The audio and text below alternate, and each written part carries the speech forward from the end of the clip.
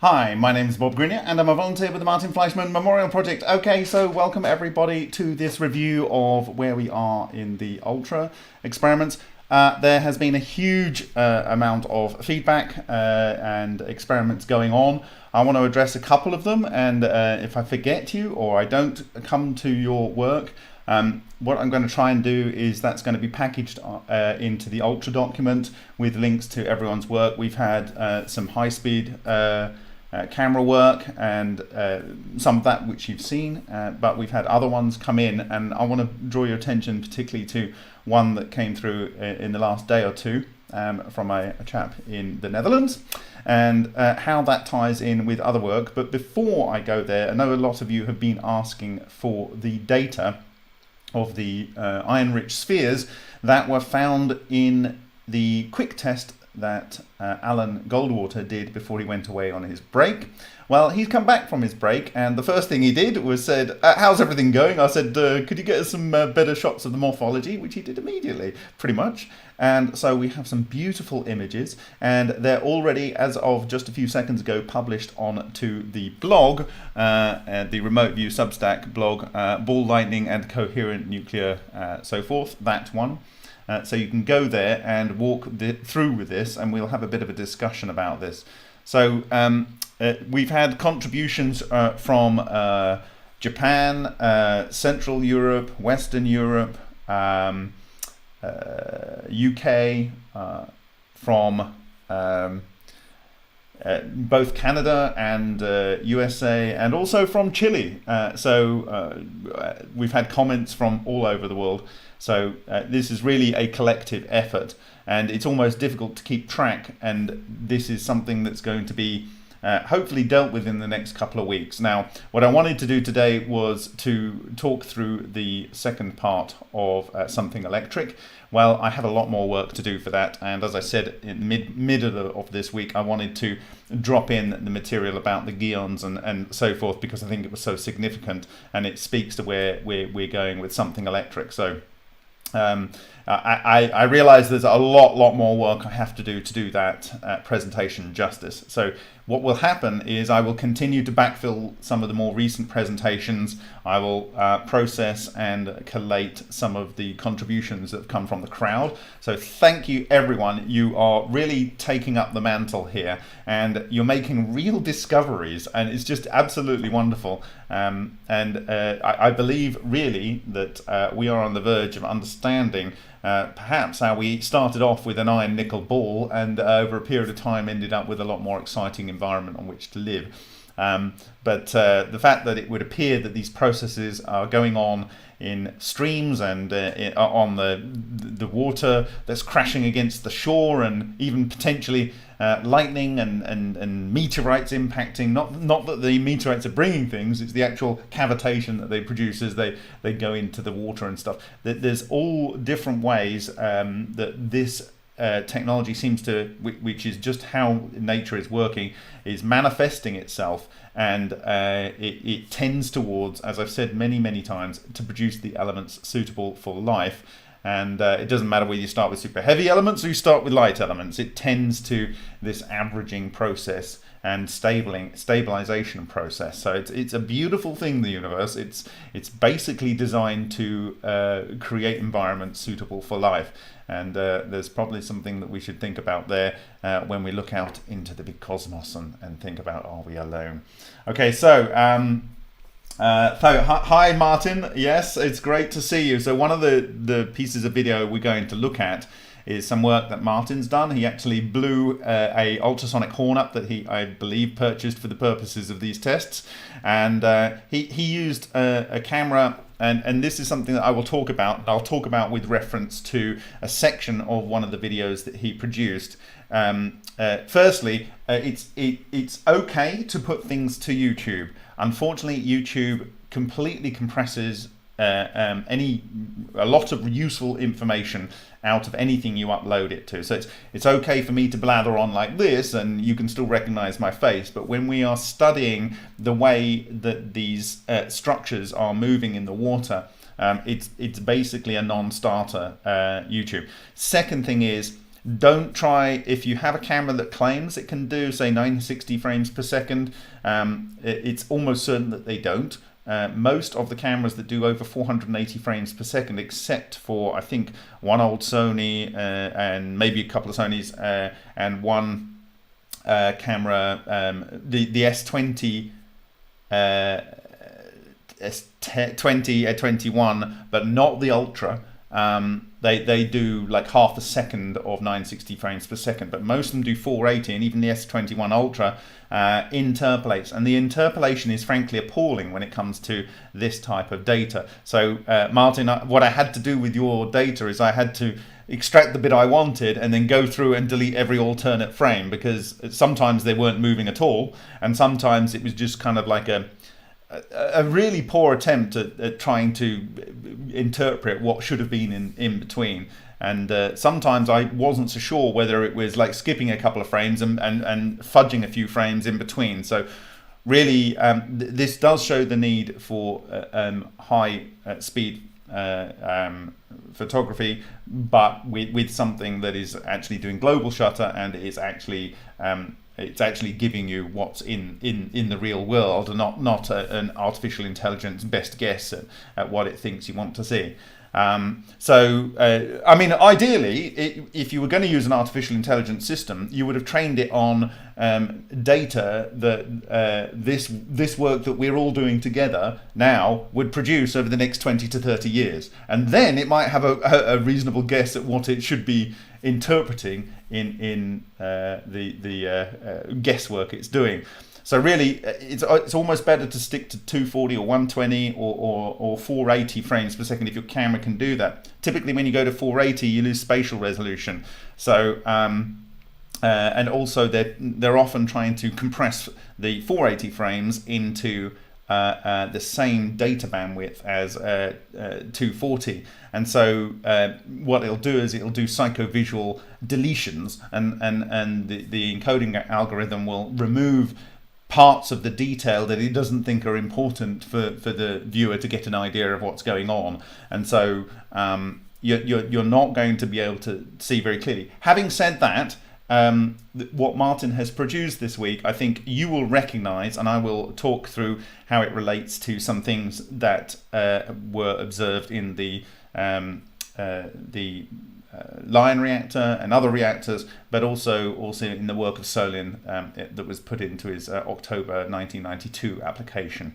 I've also found out a lot of what we've observed on this was observed in a different way in this text, which I thought I had with me last week, but I didn't. And this is Vacuum Arts Theory and Application, and this is based on work from 1932 to 1980, and it's by Lafferty, and it was the principal reference, or one of the principal references, of Ken Shoulders.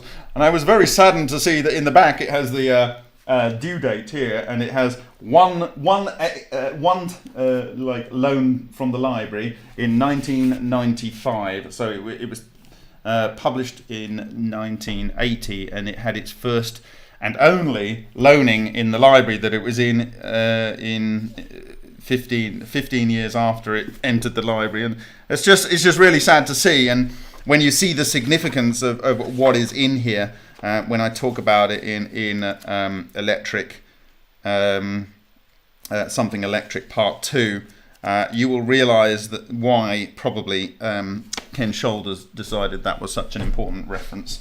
Okay,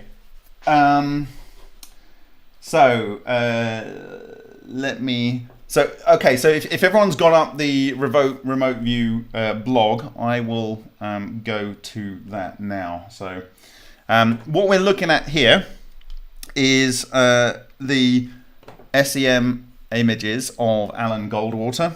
So thank you very, very much to Alan Goldwater, who's been an absolute star over the years and done some very, very significant and key work for the MFMP's progress over the years.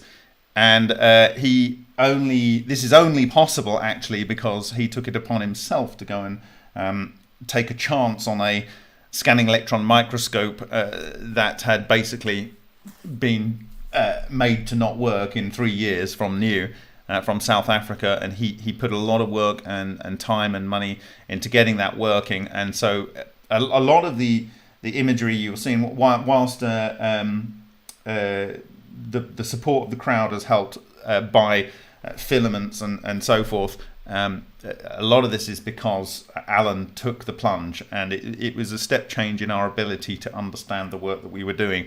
So I want to say a big thank you to Alan for making that sacrifice.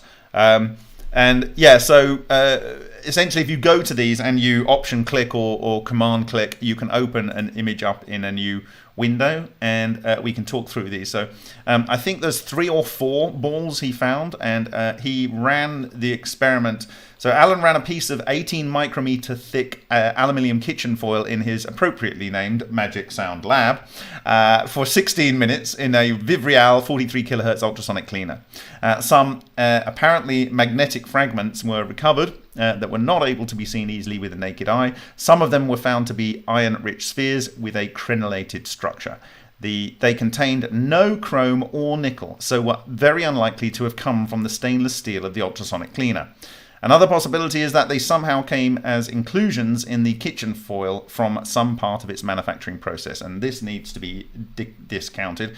Having said that, these structures were predicted to be produced in the experiment based on historical observations in Nova, Lion, Me-356's experiments, as well as in Italian studies of ball lightning in Norway, and also on crop circles, and also in the Tunguska event, where these spheres were found in the inside trees, inside the actual trunk of trees. Okay, so that's the overview of what he did there. So this basically what he did was he ran the Vivreal for 4 cycles on its maximum time setting, or he ran it so that in 4 sections, so that it ran for a total of 16 minutes, and that's basically it with the 18 micrometer thick aluminium kitchen foil. Okay, aluminum for you guys on the other side of the pond. Okay, so the first image up is the one that we showed in the presentation when I first introduced this data. And it kind of looks like it's got a polar nature up here, and you've got these deposits on here. And one of the ways to read an SEM image, if you've got the right image, is that darker elements are light, darker splotches are lighter elements, and lighter elements are, heavier elements are lighter color.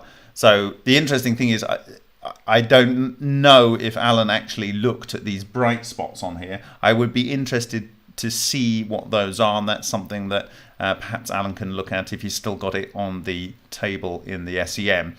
But what we can say is the background here is a carbon tape, and the carbon tape is made of carbon.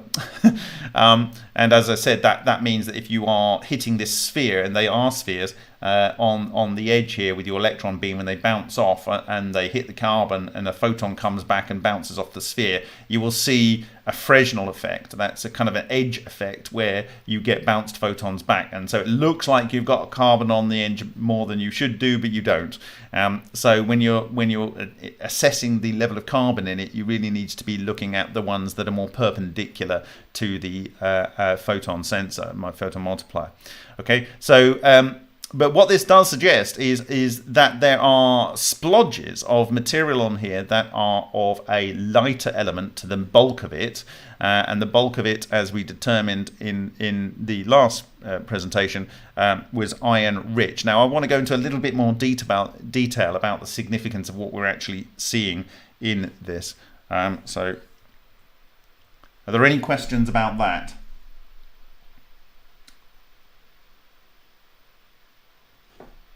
Yeah, so it does really look like a moon. Okay, so here is the kind of like, this is what we call an element map. And what it does is it gives you can blend several colors together to show where the various elements are. So what this is showing is that there's no blue around the rest of this. Now, to read what you're seeing here, actually, this bit here, there's this black area here. And what that is the electron beam is coming over from the side, and this is in shadow. So what this will allow you to do when you're doing your SEM is to know that if this is a sphere, we won't be able to clearly see with as much samples things that are on this crescent of the sphere, because the beam from the electron gun is over here. And it also means that in this shadow we won't be able to really reliably determine what the elements are here. But we're just interested essentially in this sphere. We know most of the thing on the background there, other than the detritus, is carbon.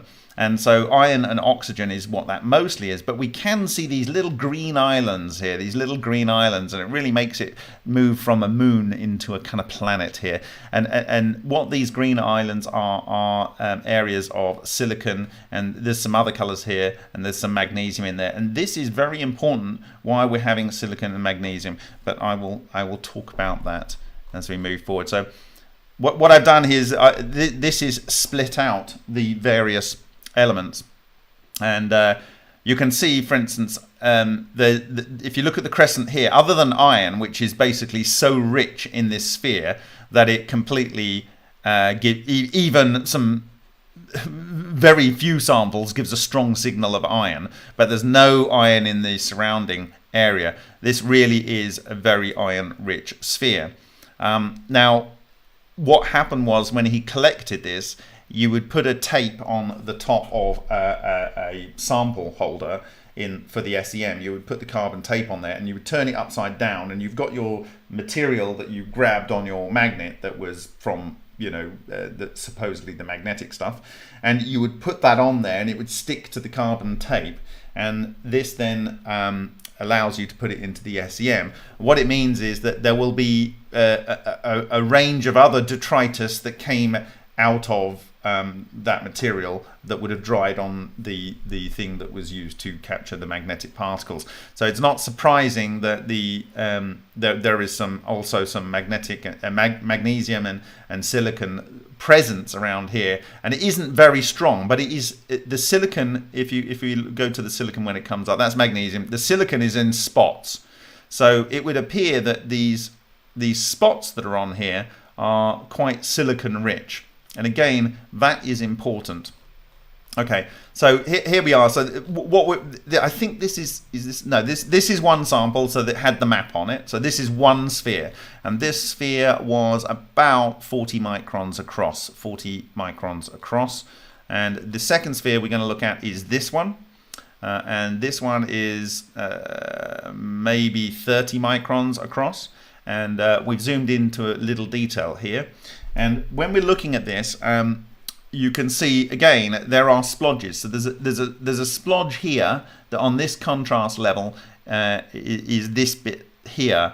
Now this first sample here catches this splodge, and the second sample here that Alan has done does not catch this splodge, although this little grey area that's creeping in here is slightly caught. And how do we see that in the data?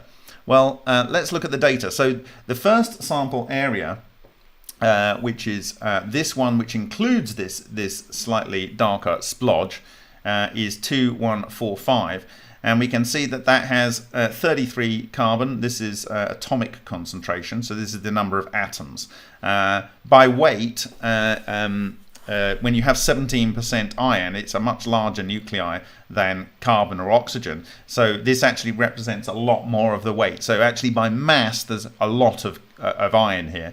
But by atoms, there's this amount of carbon. Now the carbon could be kind of like a dusting on the surface, and that's possible. And the oxygen is likely to be an oxide, and it could be an oxide of all of the materials that you're seeing here. Okay. Now, what you're seeing here is you're not seeing chromium, and you are not seeing nickel. So we can reasonably safely conclude that this is not contamination from the steel of the reactor. If it was contamination from the steel of the reactor, it would have to capture that and then get rid of the chromium and the nickel. And that's highly unlikely, because if you have chromium, you can go from chromium with an alpha particle to iron, which we're seeing, and then iron can go to nickel. But we're not seeing any nickel, which means it's unlikely the chrome went to iron because we didn't see any iron go to the nickel. So having neither of those two, which would be in the steel, means that it's highly unlikely that this came from the body of the Vivrial ultrasonic cleaner. The other thing that we're seeing here is that the vast majority of all of the isotopes here, the vast percentage of the atom nuclei are bosonic alpha conjugate clusters. So most of carbon is 12 carbon, that's triple alpha. Most of oxygen is quad alpha. And most of magnesium is essentially double carbon. And so that is, if that's triple alpha, this is hex alpha. And silicon is, I think it's like oxygen. It's 28. So 28 is 9 alpha. So whatever that is in Latin. And then iron is can be considered as twice aluminium, which is interesting in its own right. Or I think Bockris and Sundaresan, in their work of carbon arc underwater, they found it was carbon and oxygen that could fuse through to iron. And so aluminium, 227 aluminiums get you to iron 54, and then a combination of carbon and oxygen or magnesium in one of these ends up with your iron.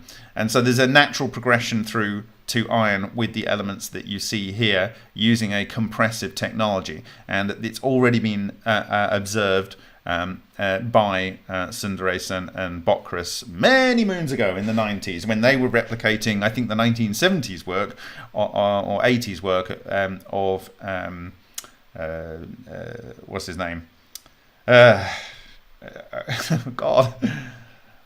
I was going to say Marza, but it's not. It's I'll get his name in a minute. Sorry to the chap. He's sadly departed. But anyway, so yes, we'll remember that. I was getting embarrassed now. So the interesting thing here we're seeing with magnesium and silicon, I'm going to look at the comment here. So looking in detail at another sphere, we can see that the core structure is iron and oxygen with some amount of carbon, and then some silicon areas attached to the surface contain magnesium. So some areas on here, they've got silicon and magnesium, but some are just straight silicon. Now, what is the one that's just straight silicon? The one that's straight silicon is this one, where we're not looking at this blob here. So the magnesium is where we have this inclusion here included, and the silicon here. Okay, so we have then on the same structure. So this is all actually this is a different blob, and then on this one, yeah, it's a different one that we're looking at here. So I think there's 3 or 4 spheres that Alan found in his first run. And in this case, we've done spot samples. Now, spot samples allow the beam to spend a lot longer in a particular place, so you get more certainty with the elements that are there, but you might just find an element that happened to be there and it's not everywhere else, and that can help sometimes, and sometimes it's a hindrance. Again, on this one, you can actually see what looks almost like a wetted inclusion on this, and if I zoom into this, you can see it doesn't look like it is just attached to the surface because it's picked it up as it, maybe it rolled on it. It actually looks like it's wetted onto it, okay? Which means, in my book, that this is part of the overall process that generated this. And given the color of it and what we've already seen, I would argue that this, if we looked at it, would probably, and this would be silicon rich. And in fact, I would suggest that it would be silicon rich in some areas and magnesium rich in others and carbon rich in others. Let's see what we see anyway. So from 2120 here we have, so basically the carbon is going from 30.41 to 48.3. What is that one? 2124. 212. This one over here has got a high proportion of carbon, and I'm not sure that will be, no, I don't think that's because it's seeing the carbon on the carbon tape. So that genuinely is that. So this is what I mean. You can get larger swings when you're doing this because you have a less averaging area. Okay. So this one here, we have sodium. Now the interesting thing about sodium is it's quite an let me just go and get the abundance of elements in the Earth's crust.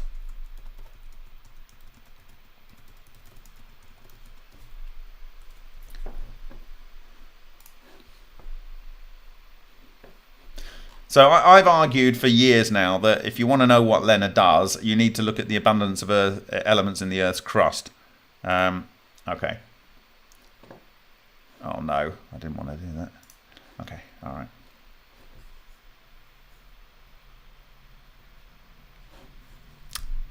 Okay, so the fascinating thing here is if anyone feels bad that we're wasting aluminium here, it is the third most abundant element in the Earth's crust. The third most abundant element in the Earth's crust. So that is our fuel, actually. So we're going to tend to want to move on from there.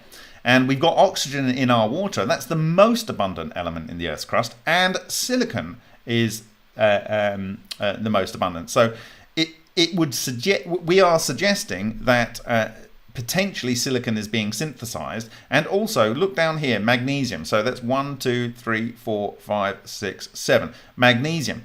But sodium is even more abundant than magnesium in the Earth's crust. Now, this is a fermionic isotope. It's sodium-23.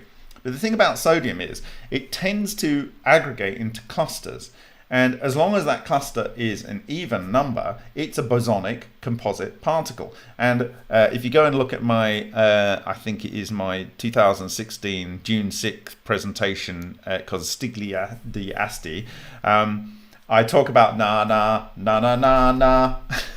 That's 6 sodium atoms. Is quite a common cluster of sodium. So you can imagine that would be something that could be synthesized. So it would, that whole structure would act as a boson within the bosonic cluster. So nature is telling us that it likes to synthesize this element because we can see it as a predominant element in the Earth's crust, in my view. And that is what we observe in this experiment. So of course, there's what the skeptic will say is this. If we are looking at supposedly finding silicon in our reaction products, or we're supposedly finding sodium in our reaction products, then one could argue, or magnesium, one could argue that these are contaminants because, for instance, you might have sodium chloride on your hands. Well, if you have got sodium chloride on your hands, well, maybe you should see NaCl as the contaminant. Again, with magnesium and so forth. So you do have to deal with these things. So when you're trying to establish whether something is really there or it's not there, then you have to have a library, an understanding of what the technology is likely to produce. And fortunately, we have kind of grown to have that kind of supporting evidence in the background. And one thing that Lena tends to produce a lot of is iron, and it tends to produce a lot of calcium. Okay, so Alexander Parkhomov, I think he had less than 1% in his 225-day reactor in the core, and by the end of it, he had like 20%. And there are many, many paths to get to calcium. And why is that? Well, most of calcium is it's actually doubly magicked. Most of it is 20 neutrons, 20 protons, and it's the last pure alpha conjugate nuclei. So if you are constructing things out of alphas, or the product of the event leads you to alpha conjugate nuclei, you may get a lot of calcium produced. And it doesn't matter whether you start with heavier elements or lighter elements. So this is why we see it. But we're not seeing calcium here. And that's interesting because calcium, you would imagine, is in the water. I need to check with Alan to see if he used deionized water. So these are things you need to really, really think about. But if anyone's worried we're going to run out of oxygen, there is vast amounts of oxygen. Yes, it's locked up in basically silicon dioxide. in the Earth's crust, but technologically we can produce a lot of oxygen. In fact, in many respects, we're short of carbon dioxide. In fact, a lot of places are short of carbon dioxide, and that's why this technology is so interesting for terraforming, because it tends to produce a lot of carbon. Okay, right. So let's go back to where we were looking. Okay, so we have the sodium here. So I think I've gone to some lengths to explain why we would see sodium. Firstly, it is an abundant element, and also it can form a bosonic composite particle in something that is working in a coherent way. And in fact, some of the typical one of the most typical atoms for people to try and create Bose-Einstein condensates by cooling it down to near absolute zero is sodium.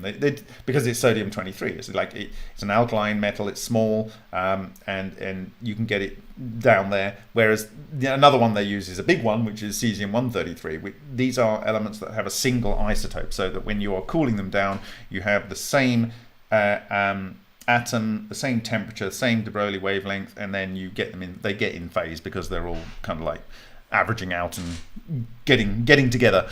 Okay, so the magnesium and silicon, why is that interesting? Well, for the first time here, we're seeing some aluminium, but you can actually see from this table, and the software that does the analysis arranges things in order of their position on the periodic table. And so what you're seeing here with aluminium is that aluminium is in the middle of magnesium and silicon. Okay, so if your food, and I've argued this before, and we're going to go and have a look at this in a second, if your food is aluminium, which is a fermion, and it gets squashed into the coherent matter system, it then has to do nucleon exchange reactions and produce elements that are bosonic. And if you take 427 aluminium, you can exchange nucleons and end up with 2 magnesiums and 2 silicons. So 2 magnesium 26s and 2 magnesium 28s, and that's the same number of nucleons as I hope I've done my maths right, as 4 aluminium nuclei. And of course, any even number of fermionic nuclei would represent a composite boson. So if you had 4 going in and you had 2 magnesium and 2 silicon coming out, then this would explain this. So we are seeing some aluminium. And so what are we looking at here? 2124. So this one with a lot of carbon here is seeing some aluminium. But the rest of them, now these are not great numbers. So I would suggest that this is kind of hangover, or it's a very active area. This particular area, for whatever reason, was very active, if we're assuming that there was some transmutation going on. Now, why am I spending so much time talking about magnesium and silicon? Well, if we... I need to go to this. So some sodium, which is known to form clusters, and some aluminium. And I think up here I've got... Okay, so elemental mapping of one of the spheres shows that it is predominantly comprised of iron and oxygen, with some magnesium and silicon, which have been found in Hutchison-affected aluminium samples, and are the elements either side of aluminium. So that's what I've just been talking about there. So if we go to this video section here without the advert, so sorry about the advert, I'll just deal with that, shall I? You're not getting the audio there. Good. Okay. So this video I shared many moons ago, and it's the MFMP's Hutchison fracture sample, and you can see that this is a very field interference wave-like structure on the surface of the Hutchison sample. It's like a quilted pillow. It's absolutely beautiful. And what you're seeing over the right here is the element maps, and this is the element map for aluminium. Now, bearing in mind this started off as a piece of aluminium, and over here on the right you can see it has these spots all over it, which are semi-regular. They kind of like they're organizing themselves to be almost like tufts in the sapphire reactor, and in fact they look a bit like that on this side. You can see they kind of arrange themselves in a semi-regular array. Okay, now if I press play here, what you're seeing here is silicon. This is silicon, and the silicon appears in the center of the tufts. Okay, now if I press it again, this is magnesium, and magnesium is appearing as rings, larger rings around the silicon that's in the center. So aluminium, the silicon is a spot. So let's look at this one. I'm gonna change my mouse size for those people that like to be able to see what I'm doing, which I'm sure is everyone, but then probably some people that don't. Okay, let's go there and do that and do that and crank that up. The problem with having a big mouse is it just doesn't work sometimes. Okay, all right. So let's track this one here. If I can click and go to the next thing, is it going to let me press play? Can I press play? Is it going to move forward? Go on, you know you want to. Okay, so I don't know if everyone saw that, but there was a pink splodge in the center, which was our silicon, and the magnesium is on the outside. And we have seen this before.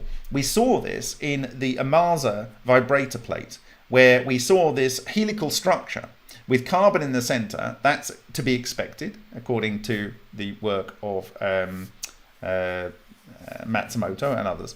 But also there were areas which were like, I think it was chrome, and I think chrome is double magnesium. And then you've got magnesium on the outside, which is double carbon, and then it had carbon around the outside, or something like that. I don't know, maybe it was chrome, and then it was, yeah, it was like chrome. I think I'll go and find it, but I think from memory it was chrome on the outside, then it was magnesium, and then it was carbon. So it's almost like it's depressurizing the vacuum. Might be depressurizing the vacuum, and I talked about this before, maybe even referring to that. And so or pressurizing. So if you have pressurizing, you can imagine that the thing in the center would be the heaviest thing, and the things as you progressively go out would become lighter. So in the case of this one, the silicon is the heaviest of the elements, and the magnesium is the lighter, and it's on the outside. And then you'll have to go and look at this video, but it's linked. And then the aluminium, which is the feedstock, is on the outside of that. Okay. Now the lumps, to me, the fact that we have lumps here suggests that you have a compression coming to this point, and that the center of the compression would be the center of the center.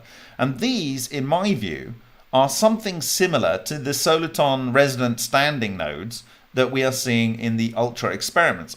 And as I said to you, the people at UCLA had published a paper where they'd got soliton standing waves in a metal. And so I'm suggesting that whether it's conversion via piezoelectric or via scalar interference, we are getting energy concentration and compression, and this is causing deformation, and the deformation is leading to the synthesis of a nuclear exchange reaction, which is a lot of what the Parkhomov exchange reaction tables are very good at. And so actually, if you look down here, you can see that if you get aluminium and aluminium, you can get helium and chromium. So you can get chromium, but we're not seeing chromium here. So we're not trying. How to read this? Actually, if I change this, yeah.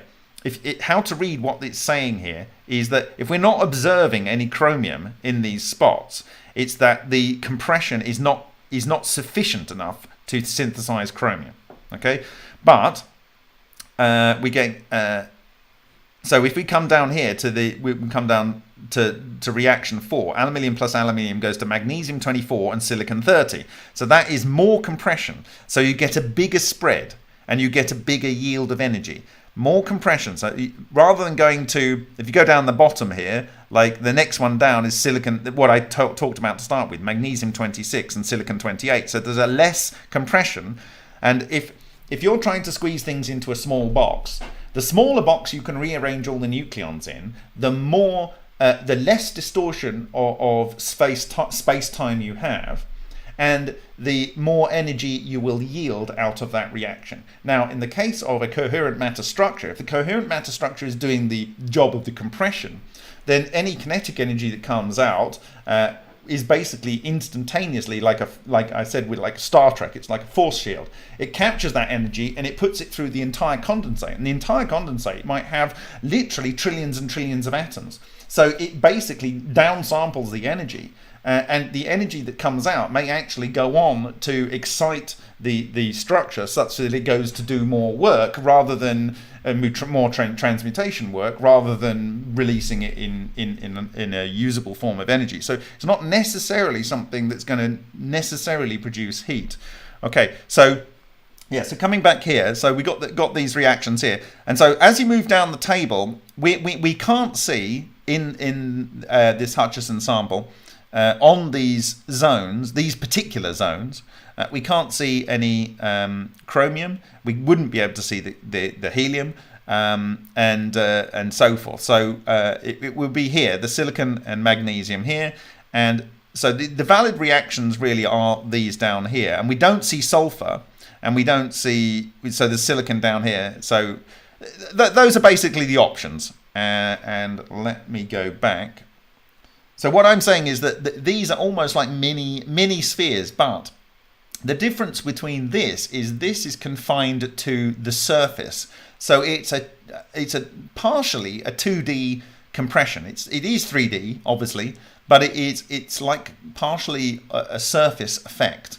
Okay, so you would imagine that it comes from the outside being aluminium to the magnesium to the silicon. If we go back to let me find it.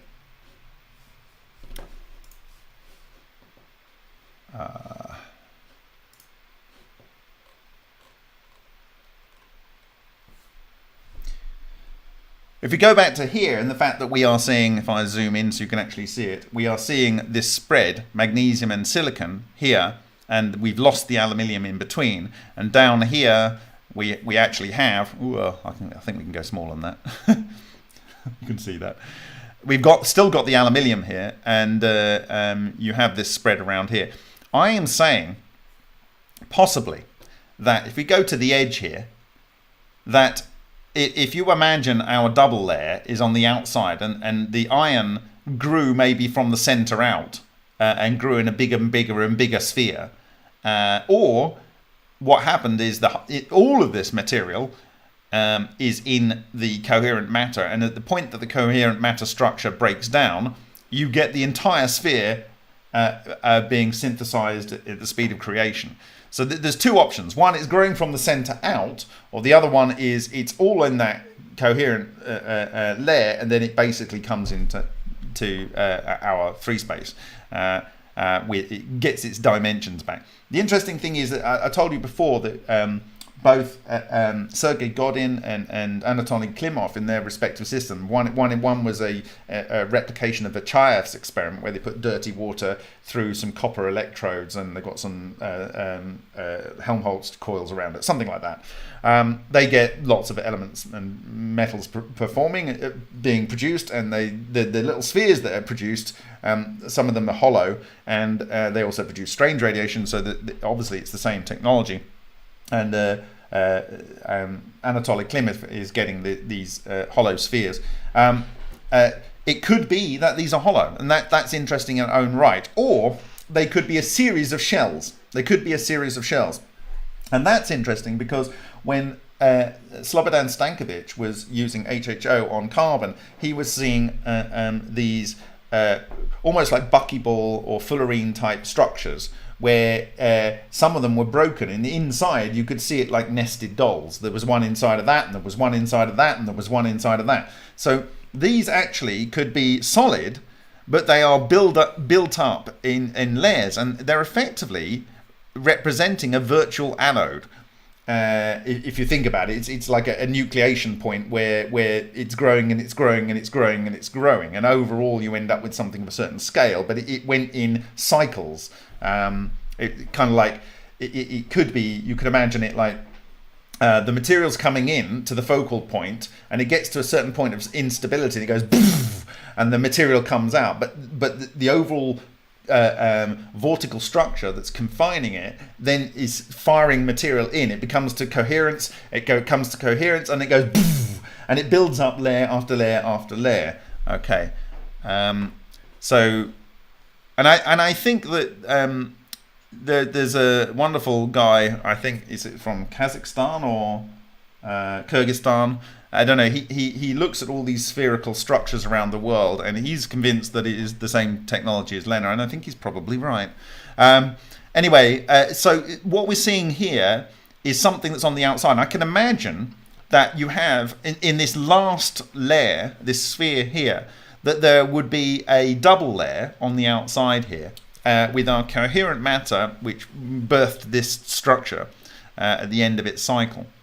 And what you see on the outside is the aluminium that has been taken in, and potentially any other elements, but let's say it's aluminium. It's come in, and on the outer edge, you'll get more carbon. Then inside that, you will get magnesium, which is twice carbon. And then inside that, you will get your silicon. So I believe that with further study on these patches, and I'm not showing you, am I? So let me zoom in again. So what I'm talking about here, sorry, I've got to get better at that. I need a different monitor to see what I'm doing. Okay, what I'm saying is, imagine you've got a double layer on the outside of this coherent sphere, okay? The sphere that formed this the coherent matter sphere, micro ball lightning, whatever, Evo, Ecton, you name it, itonic cluster that is responsible for this sphere.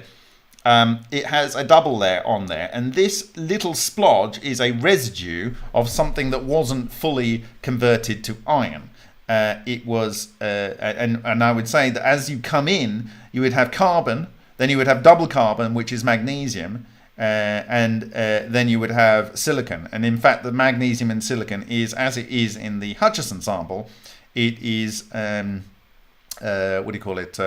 It is either side of the aluminium, which is the feedstock. And the important thing is it's either side, and both of them are bosonic. The aluminium's in the middle, and both of them are bosonic either side. So I think with further study, we will probably find, assuming this isn't just some inclusion that came in the aluminium, we will find that that is the case. And so the difference between this and the Hutchison effect here is that in the Hutchison effect, it's acting on the surface, although we know that in certain Hutchison effects samples, it does interact into the core. But in this, it's a free object in 3D space. And so it, rather than producing a pimple with your transmuted metal, which may actually go into the surface, but we are only seeing like the top, this is actually a full sphere. Okay, so now we can look a little bit more at the morphology here. If I can zoom out of that. Okay, so we can see that it's really stunning. So this is actually this one which we've just analysed here. So you can see that it is smoky. If we go up to that area over there, if we go up to this area, you see this area here. It's kind of darker. So like I say, darker will be lighter elements. So or just more of that element. So this could actually be just a thicker deposit of whatever it is on there. Like I say, in this one you can see there's a light splodge here. Now I would love Alan to look at what this light splodge is, and it's significantly lighter than the iron. I would expect that this light splodge is either nickel or it's copper, because if you take iron and you give an alpha particle to it, you get nickel.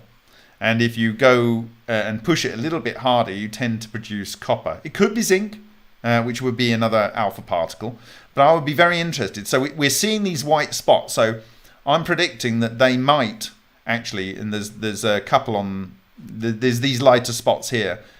You see them here? These lighter spots here. I would expect that these here, and if we could zoom into those further, and what scale is this?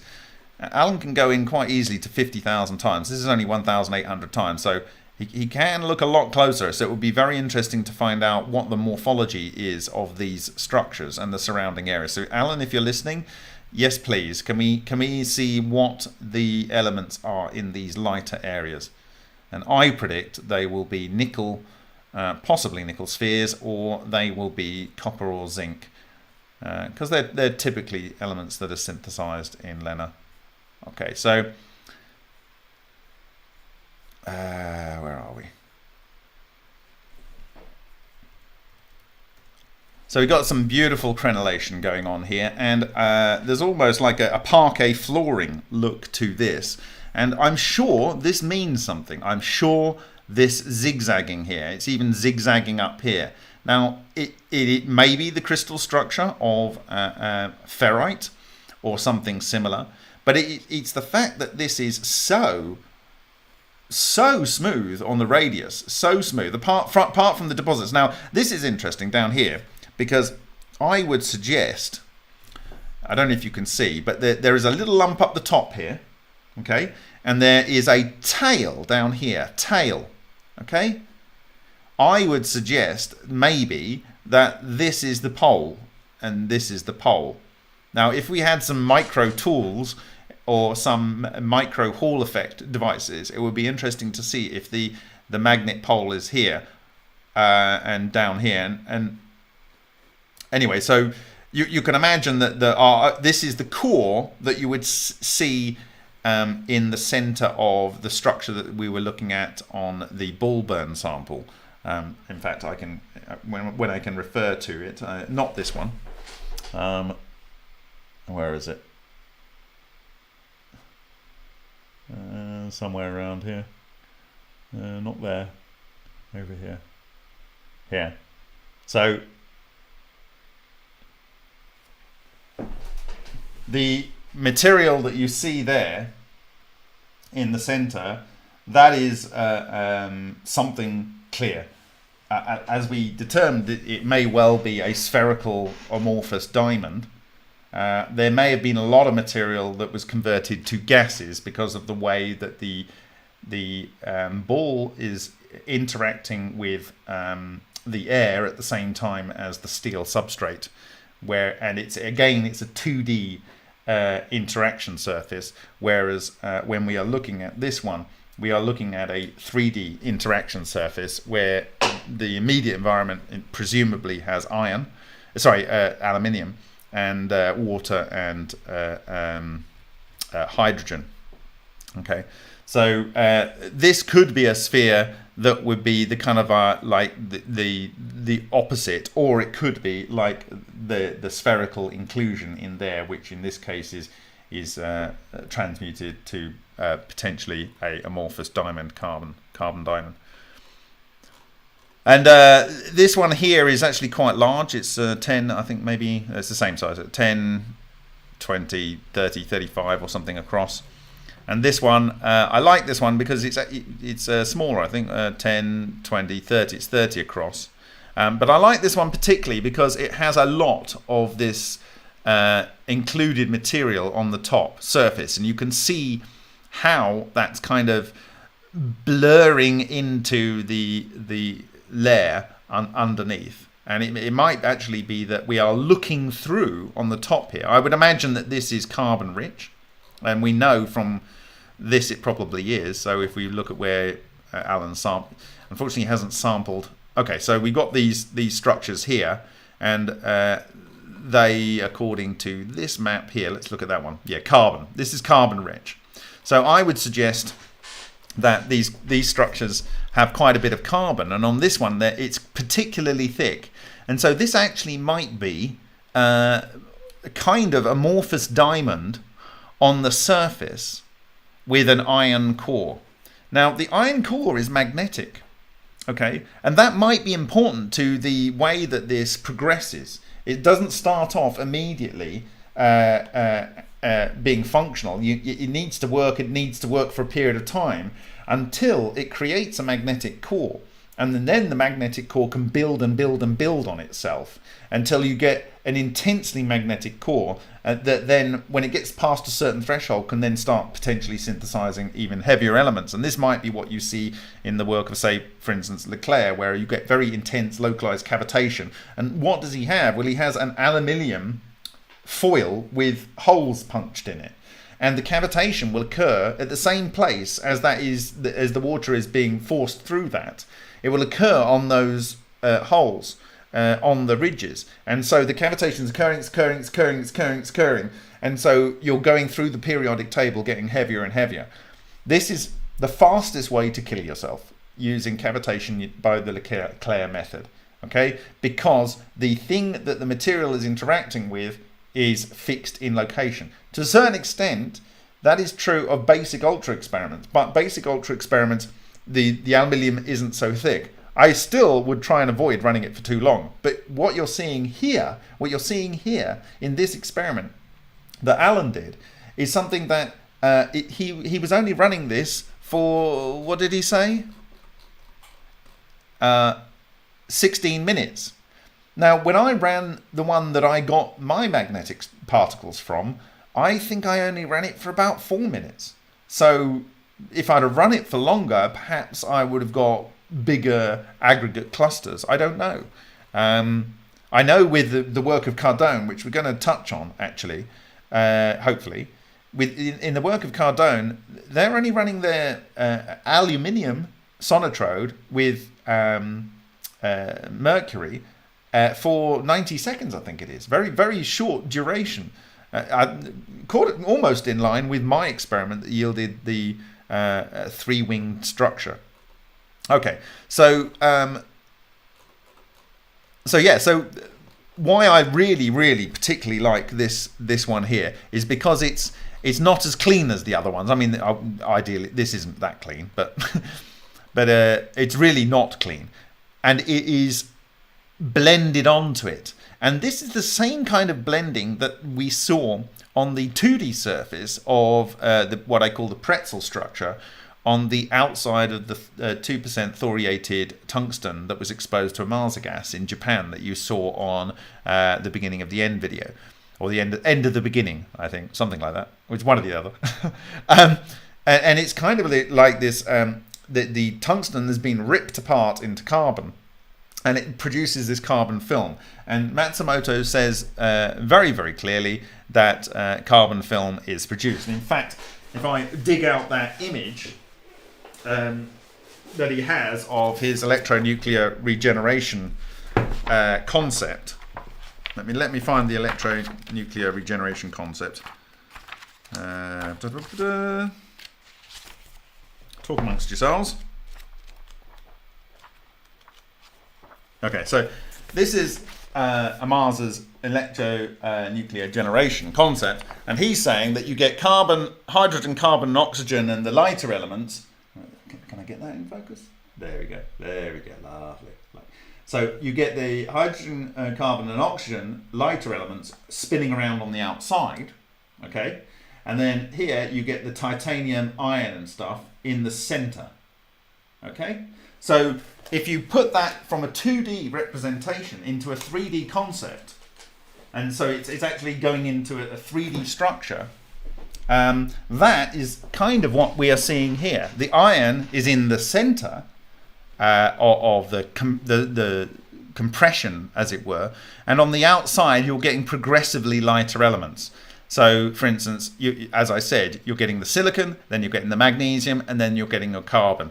So what I would love Alan to do to test this hypothesis is to put some of these structures, see if you can acquire more of them, and put them on a copper plate so that we're not getting the interference from the carbon tape, and then do a line across. So what you can do it on the SEM actually is you can do a line sample. So here would be a reasonably good example, is you would do, for instance, a line sample across here. And if we saw a situation where it went from the iron rich here with whatever level of silicon and stuff we got on here, and it went through the iron, then through the silicon, then through the magnesium, and then a crust of diamond or whatever it is on the top, then we can safely conclude that this probably it can only have been produced by low-energy nuclear reactions, and that means 5-year-olds can do nuclear reactions in 20-minute class in preschool. I kind of like that. I also kind of don't like it because every teacher's going to want to push it too far. Anyway, when we talk a little bit more about the observations in ultrasonics, then I think aluminium is a good way to look at it. Okay, so is everyone understand what I'm talking about there? Everyone understand what I'm talking about there?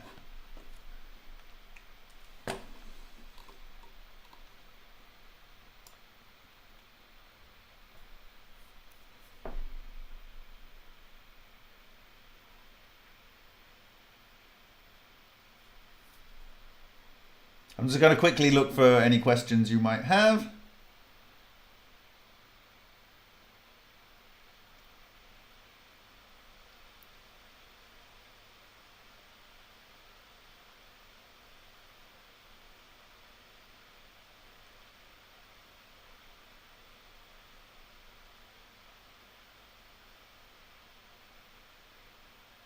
I wanted to correct something that was pointed out by Join the Technicians. It was talking about 10 megahertz in the last presentation, and obviously that's not in the microwave range. So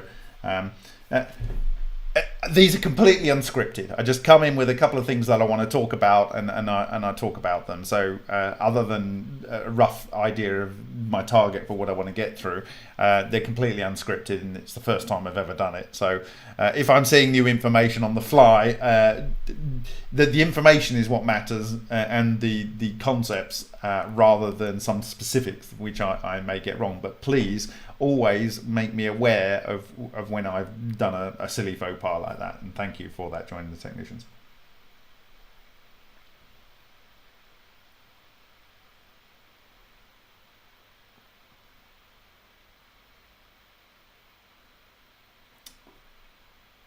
Okay, so in the next part of the presentation, or what I want to go through today, I just want to look at some things that were in some of the videos that were produced by. In fact, I'm just going to focus on one little clip, and this was produced by Martin Yammers. Sorry if I get your name wrong, and it is showing, I believe, a couple of very important structures. And again, we need to think about this. It's working in a free environment rather than in a fixed metal, and how that plays with what is possible and what is going on.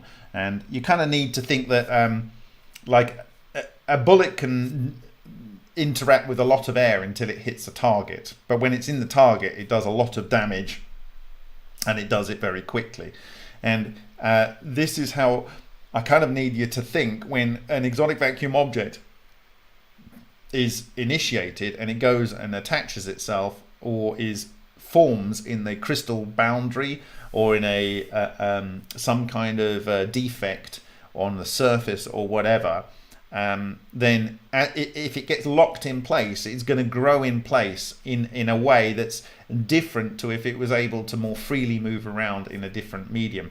And the thing about metals is they are conductors, and also the structures themselves become magnetic, so they can be organized on that basis. But if it's in, for instance, an already magnetic material, and you're not going over the Curie temperature, then the highly magnetic structure is going to interact with the magnetic thing that it's attached to, and this gets it locked in place. And I talked about how that changes the way that the Hutchison effect works with non-magnetic materials, like for instance with aluminium, or working with magnetic materials like iron and nickel. So you will get a different response. The aluminium tends to go all jellified, and brass does this too. It kind of goes wiggly woggly.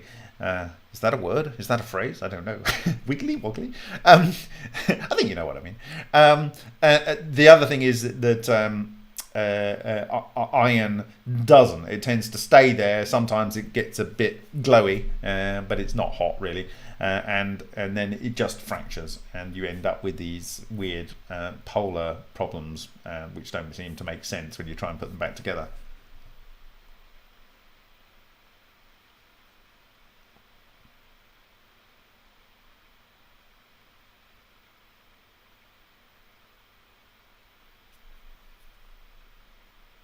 So Martin says, was nice to be doing something versus just looking. Such beautiful things, these sprites. This is the point, is that this science we can solve together by doing and sharing. And there'll be more information on that next week. I've got something super, super special to announce at the end of Something Electric Part 2. And I think everyone could get really pumped for it. I'm excited about it. So I think you will be too.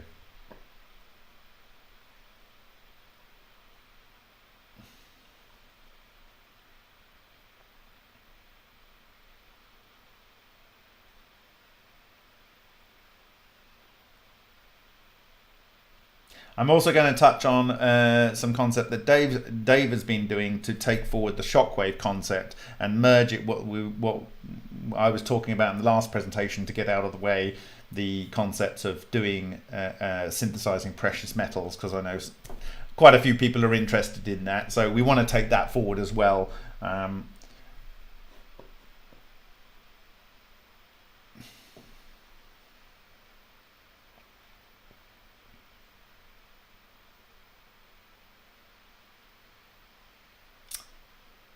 Dan Moretti, people might hate me for saying it, but I think homeopathy may be explained by cavitation. It's not just that they shake often, they also stir. And the process of stirring, you know, what I've learned is that if you boil a soup for a long period of time and reduce it down, firstly, you're going to get more oxygen 18 in there. It's just the case, right? So it is different. And secondly, you've got bubbling going on with the pot, and the bubbling is going to possibly produce some level of cavitation. So it might be that slow cooking something actually gives you more nutrients than straight normal. Certainly putting it in the microwave is not a good idea, in my view. Good to see you too, Martin.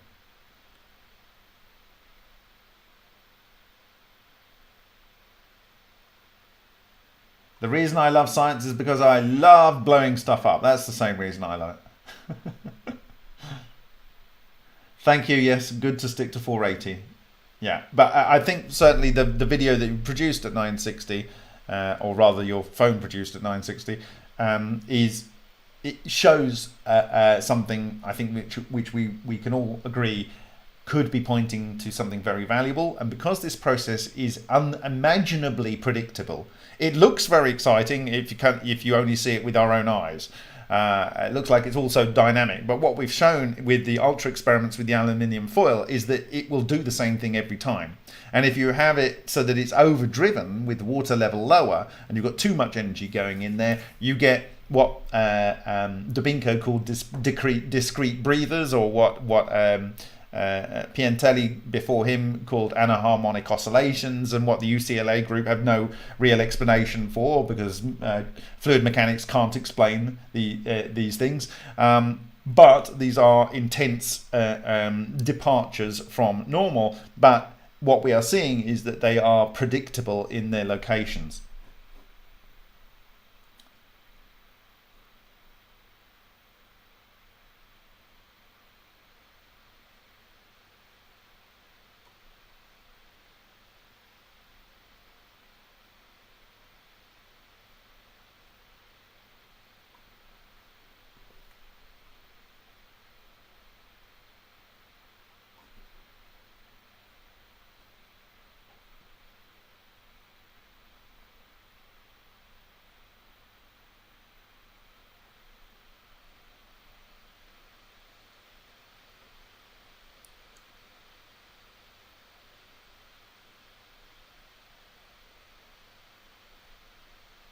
So Corky asks question, what does the spherical form say about the Evo force? It's very, very, very important.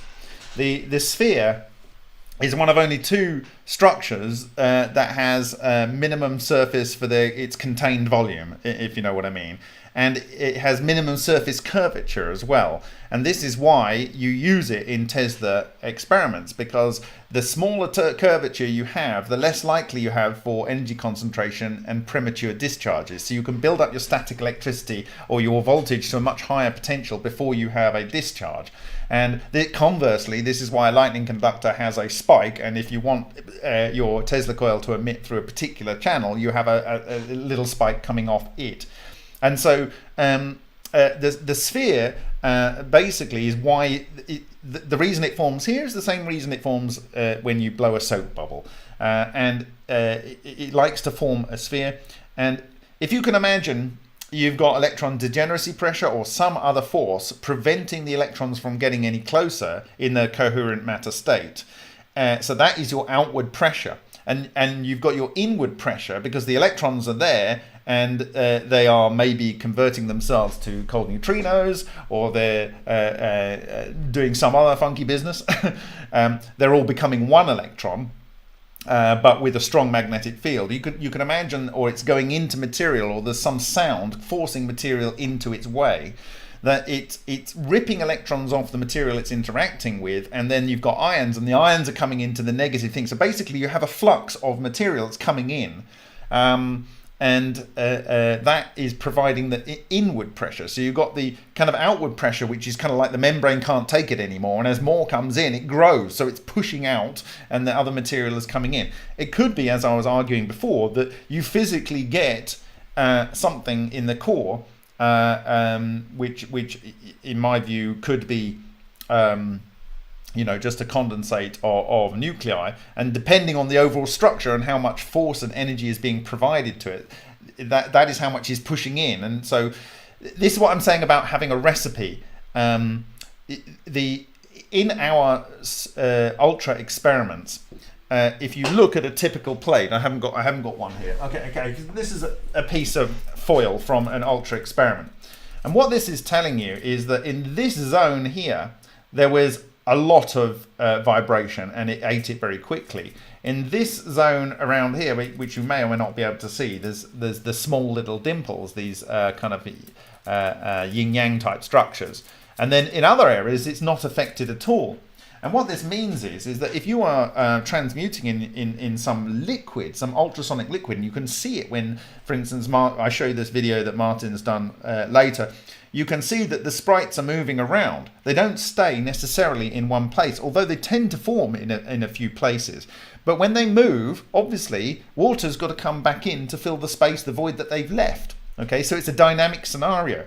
So you could have nucleation points that get too energetic that the thing races off in a direction, and then it renucleates. And so by choosing the energy level and having the right resonant and shaped structure, you can have a scenario where you're not focusing all of the energy in one place all of the time. Okay, and that means that you could have a range of elements being synthesized. And as I was arguing that if you look at, for instance, the reaction with mercury and aluminium, the reaction. I'm getting away from your question. The question is the sphere significant? Yes, and it's because that is the structure it will form. And another structure that's significant is tori, and we've seen those kind of structures form as well. And it will be the electromagnetic and electrogravitic structure that's holding it together and forcing it into those specific dimensions. And this D4D ratio, and if you go and look at the Tesla's Wardenclyffe Tower, it has a D4D ratio torus at the top. This is exactly what Bostic saw in the 1950s, and it's exactly what I saw in early last year when I was studying the Hutchison fracture sample. So these things are very predictable. Obviously, a sphere is just a diameter. It doesn't have that kind of extra kind of spatial effect. I hope I answered the question.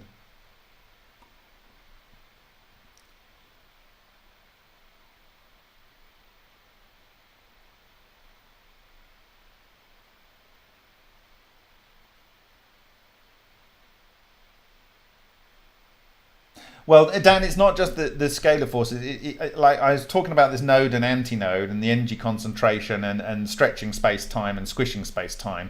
But you also have the actual material needs to be available to it for it to consume. And this is one thing that was observed by S.V. Adamenko, and he, I think in his 2006 American Anti-Gravity interview, and I referenced this in my SOCHI presentation and since, he found these structures on his accretion disk where he had the electric discharge, the 1/10 of the speed of light, something like 300 joule discharge into a very small anode. And on the accretion disk, he found these structures which were black, and when he tried to use a primary ion to fire it in, he didn't see any secondary ions coming off, and he didn't even see the primary ion. So the thing that was on that accretion disk was actually consuming the matter that was being thrown at it, but it was staying where it is. And this is not a concept I've talked about before, but I'm going to talk about it here now. These things can stay in a material indefinitely, but they have an event horizon, and if they are able to be reactivated, they can consume more of the environment around them. This is essentially what was proved by that anecdote, which was repeated by them, by S.V. Adamenko. And so ordinarily, the amount of coherent oscillations or the intensity of energy would be insufficient for the structure to be able to interact with new material. But if you were to create, or the scale of them would be insufficient to interact with more material, because they would be like locked in place electromagnetically in the matter, but the matter or the thing doesn't move enough to interact with more material. In the case of something like Suhas-Ralkar's echo reactor, the way I imagined it is after 160 hours of sonication, the fuel in there, which had progressed to other elements actually and produced strange radiation, it was still had some coherent matter that was able to interact with matter in there, self-sustaining. And that is why we saw strange radiation coming out when some of them disrupted and a quanta comes off and it flies out, and we're able to detect that. But after a while it dies down. But what was shown by several authors, for instance Lyon after 9 months, and by Baranov and Zatalepin after 18 months with the bismuth salts on a gold coated silicon detector, and in the bullet after 2 years, is that these things can be reactivated, in my view, by bosons, any bosons that are able to excite it to a significant degree. So that can be sound and that can be light, and I talked about this in my Q&A at the end of my SOCHI presentation in 2018.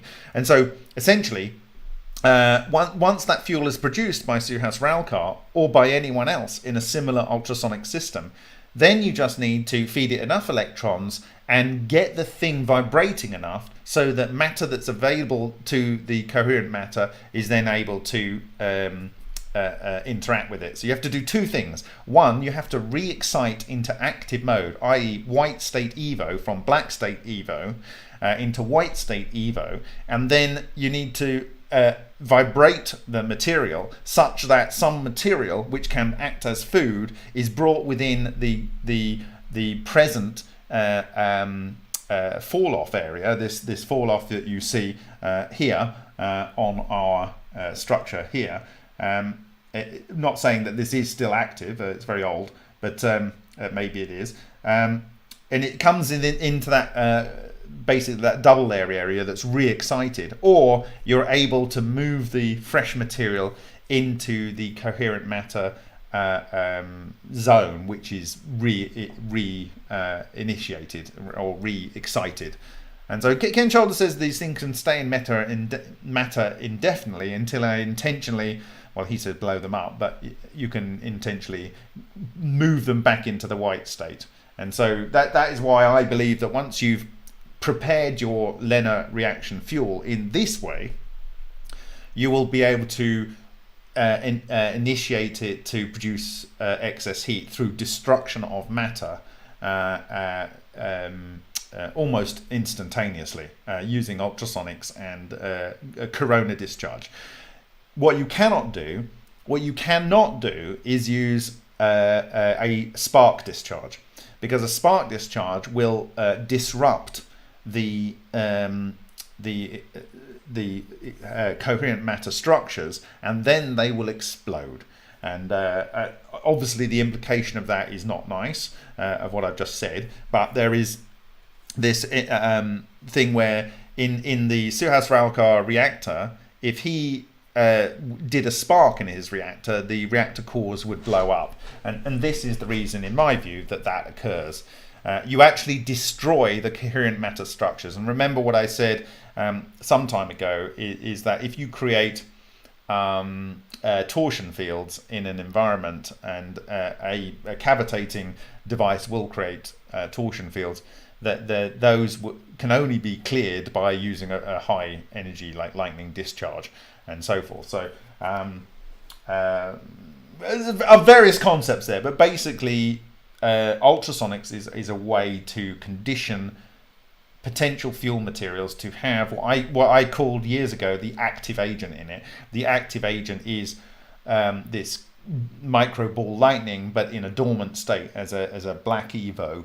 And it could be called a black ecton, a black iton, a black micro ball lightning, or whatever. It's sat in the material, but it's at a level which you can interact with it and put it back into a white mode.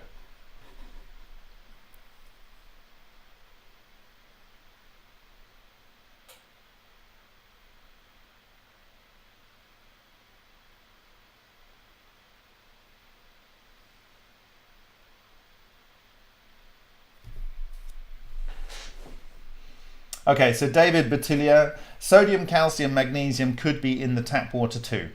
That is correct. Yes, it could be. Silicon doesn't dissolve well in tap water. That's one thing. And this is what I'm saying, is that the problem with finding those elements is that they are so common in the environment. What isn't so you can't be so sure about that is in the Hutchison sample, where it's a piece of aluminium and it's in free space, and you're getting this aluminium splitting it physically into two zones, the magnesium on the outside and the silicon in the inside. And I'm arguing that when we do further analysis on these structures, that you will see, I'm pretty confident, I predict, that you will see that the iron is in the center, then you will have some silicon, then it will be magnesium, and then it will be carbon. And potentially, if you drove this harder and harder and harder, you would end up with other element spheres.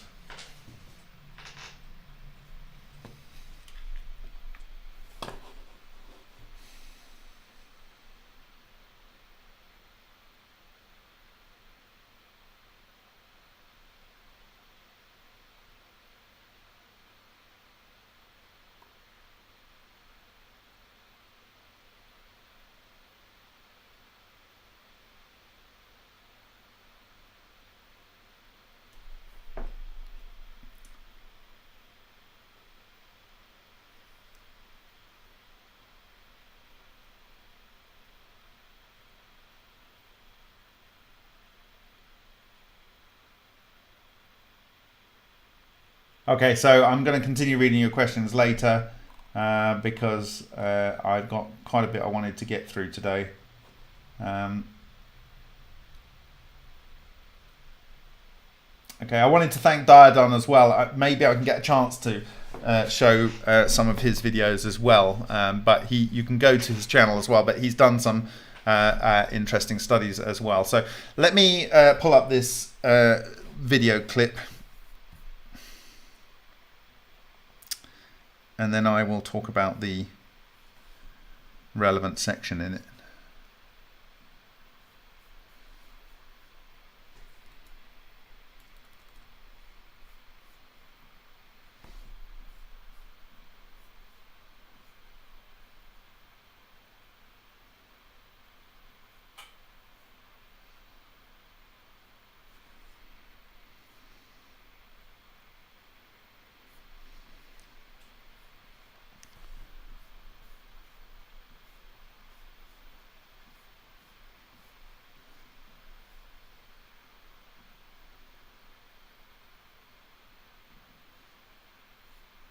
Okay, you really don't want to hear the audio in this because it's just a screaming ultrasonic thing.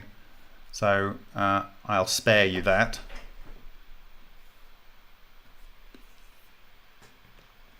Okay, so what you can see is what Martin has done here. He has a standard kind of like ultrasonic horn that you can get. He unfortunately killed this one, and if Martin will remember, I don't know if he was there when Suhas Ralkar was schooling us on how to use ultrasonic devices. If you do not transfer about 95% of the energy away from the transducers, you will end up with them destroying themselves. And so you can really rather quickly destroy the piezo transducers. Okay, so what he's got some side light on this, and he has a little water beaker here. He's got some sort of, it looks like some sort of plastic vibration mat here, down here. And we'll just play this through.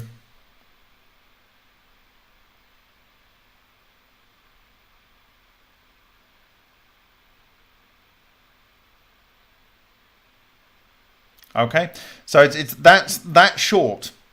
Now what I'm going to draw your attention to is I need Martin to confirm that he's not using fluorescent lights because they flicker, and they might be responsible for the blinking in and out, or it might just be constructive interference of the time it takes for the sound to travel from the bottom to the top and back down again in the water, and the resonant mode in there that is causing the blinking, or it could be an LED light. So I need some clarification from him, but it doesn't really matter because there's enough information in here to see that even within this one cell, you have this structure here, and this is kind of like a pair, and then you've got these two here, and they're kind of like a pair. It don't need to be paired. There's like one zone up here that keeps pulling things, but as I step through, you'll see that these two here and these two here, they kind of come in together, they go away from each other, and they come in together.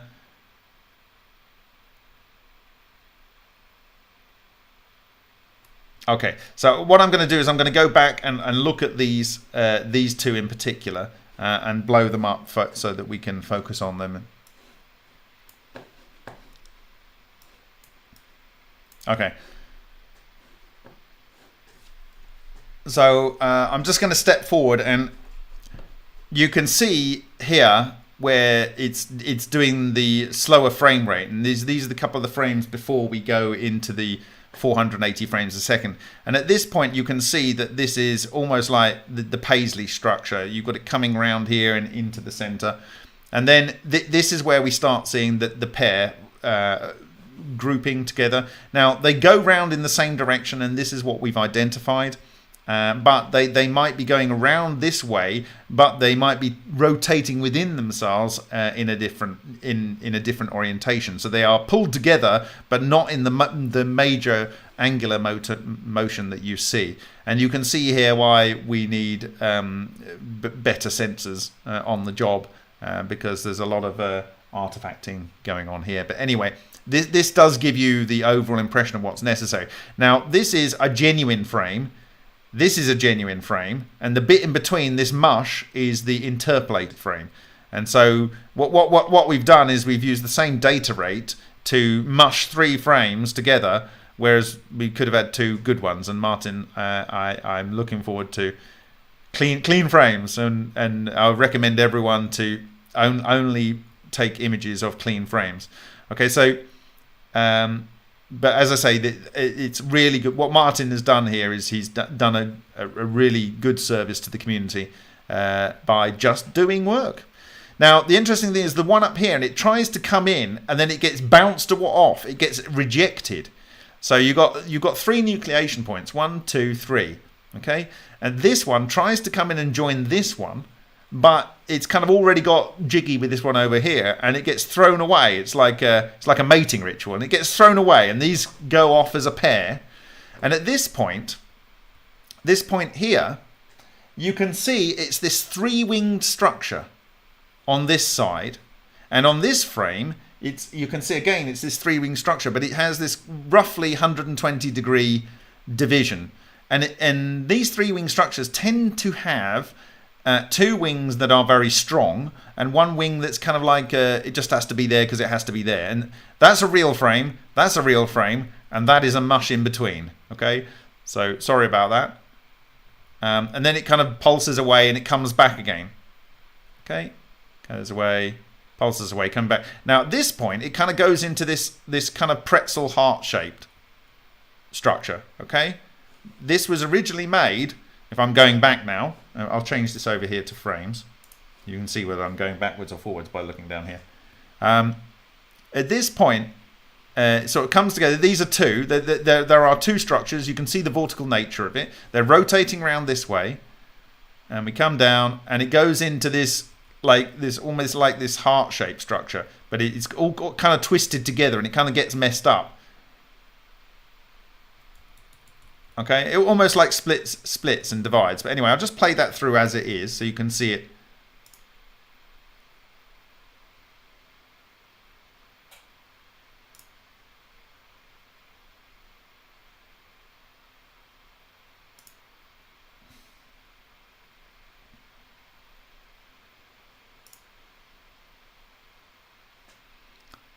So what this is telling us clearly is that once you've made a decision to be with a partner, that really you need to reject all others. Okay. Right. So now, why do I find this so interesting? Well, firstly, I'm going to go to these three level structures here. Okay, so unfortunately there's some blended frames there, so I've got this actually in Photoshop, and what I've done is I've cut out the blended frames. It doesn't matter actually, you can get the idea from here. So you've got one wing here, you've got one wing there, and you've got one wing here, and this overall structure overlays this overall structure. Okay, and this is very important, and I'm going to show you an example. Firstly, I'm going to show you examples of this structure that we've seen. Now, one that I can draw your attention to immediately, if you remember the first thing that I got, the three-winged structure that I found when I did the magnetic collection of material out of a ultra experiment. I'm going to show you this a similar kind of three-ring structure. Remember, we have two bold wings and one that's a bit of a mush. And so I'm going to go and find it on here. And we've talked about this before. And this is what I believe is the equivalent of kind of what you're seeing here. Okay, so in there we can see we have the two very significant wings. Okay, and then we have the kind of mush, which is kind of like the third one, which is kind of like an afterthought. Okay.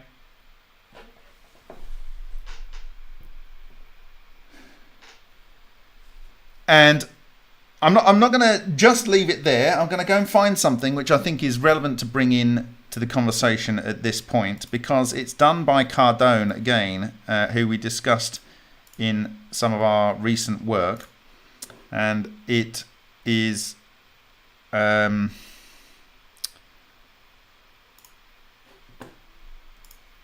they saw something effectively exactly the same.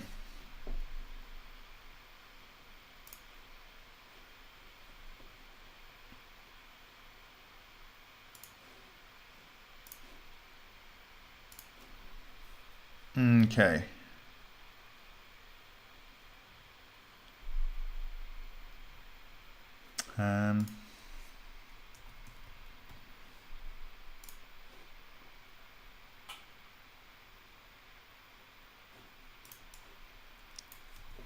Give me a second.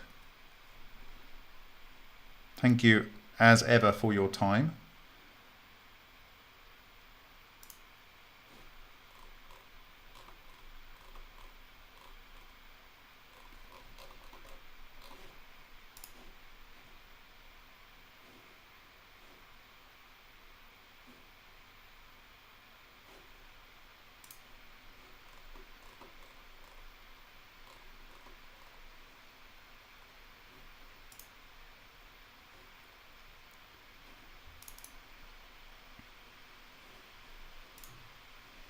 Okay, so I'm going to see if I can see it up here. No, I can't see it, so I'm going to have to do it a different way.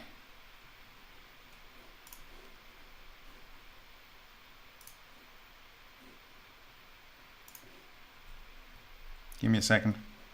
I have to look at this a different way.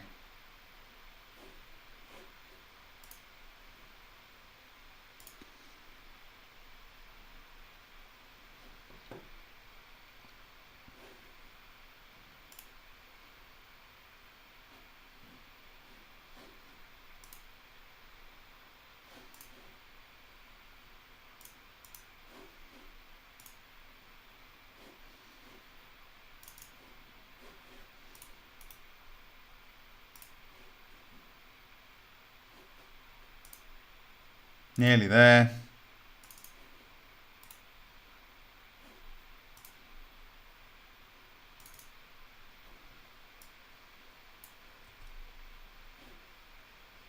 Okay, so the name of this paper is Chemical Changes Introduced by Ultrasound in Iron.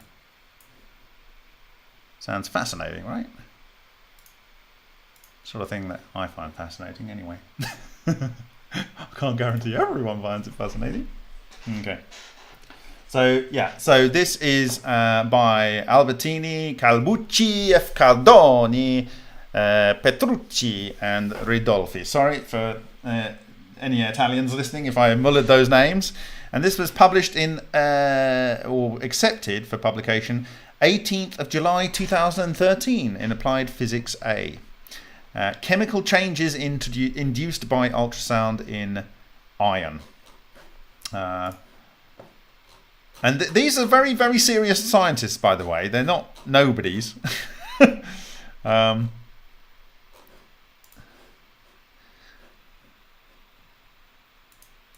And these are the people that you saw in the last presentation that we're looking at micro ultrasonic sonification of mercury with an aluminium head. So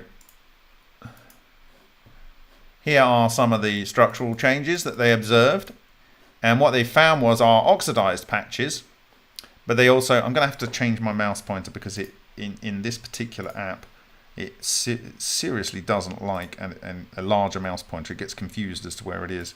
So sorry to those people that need me to have a big mouse pointer. I'm going to have to make it smaller just to be able to work. Okay. Right, so they've got these damage marks, and what they find in these damage marks is that the iron is converted to carbon, principally. But here's the structure that I wanted to show. And this is on the surface. It's a three-wing structure. There we go, look right in. And what does it have? It has two which are much more deep, and one that sweeps in from the side that's not quite as impressive as the other ones.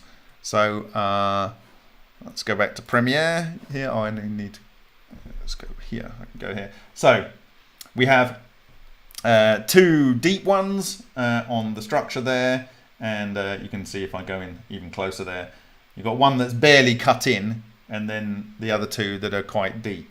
So let's go back here. You got is the three-winged kind of structure, and that's the same, in my view, three-wing structure that we are seeing in this. Can I get it up? Can I get it up at the same time? That's what I want to do. We'll go there.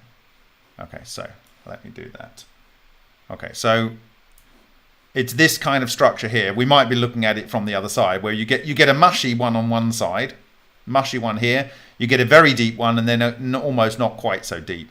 And you can see it here on our ball burn sample from 1986. This is from 2014, and this is from this week. And what is the common effect here? It is that we are having this three-bladed fan.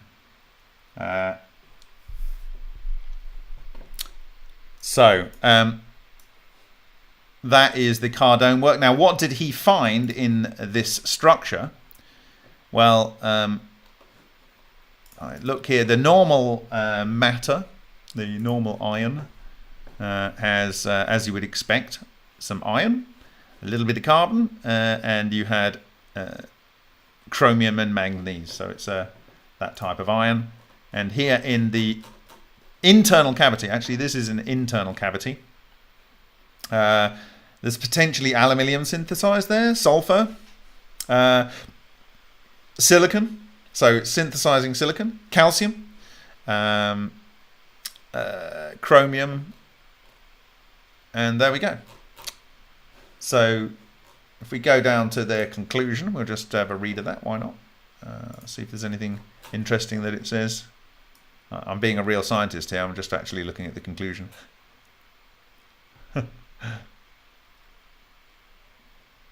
Conclusions. The chemical changes induced by ultrasound can be summarized as follows. Now, this is a nuclear transmutation by sound paper, and it's published in Applied Physics A. It's published in Applied Physics A. Okay? It's not a joker publication. Right? The chemical changes induced by ultrasound can be summarized as follows. The material in microcavities shows a systemic increase in carbon. It shows a systemic increase in carbon. What does that remind us of? Was it Matsumoto that said that in 2001 that whatever you put into these systems, you mostly get carbon out? Was it Yul Brown that said his Brown's gas mostly transmuted matter into carbon? Is that what we've observed? Is this what I've showed you in a range of different technologies over the last several months and years? Shows a systemic increase in carbon, chromium and manganese, and a decrease in iron. So one goes down, these others go up. Okay? Now, if you take iron and you take away alpha particles, you end up by getting chromium and carbon. And carbon is possibly the alpha particles you take away.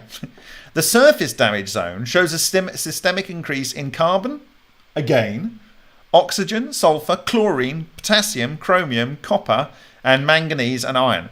This is why it's just another example, by the way, of why I expect that we will see copper in those white spots on that these structures that we are seeing being synthesized potentially in the ultra experiments.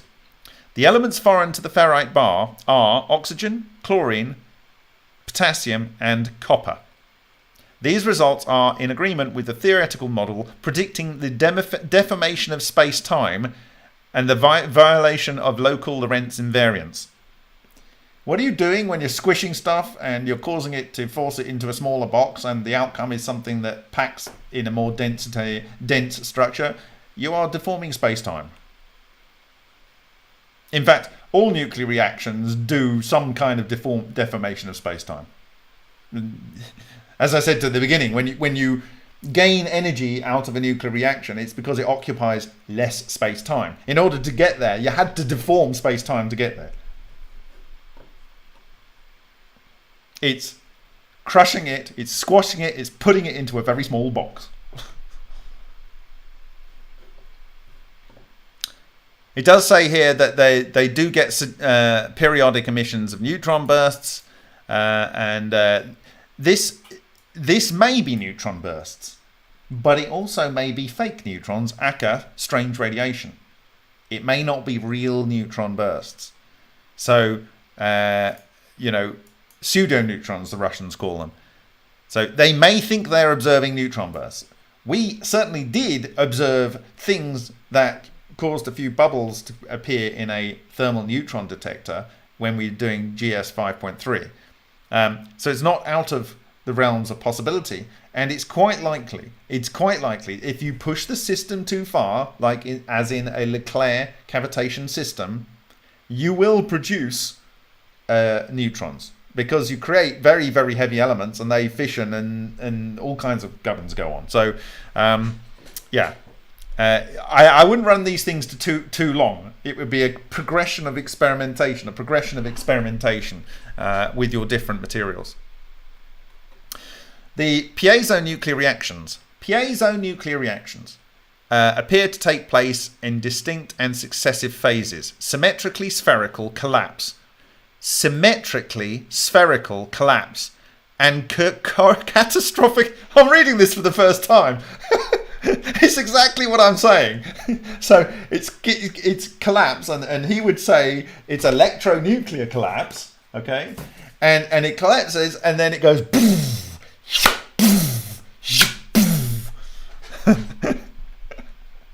Like I say, it's all been done before. At equal applied pressures, these reactions should depend on the size of the micropores in the ferrite. So what they're saying here is this is what I was saying earlier.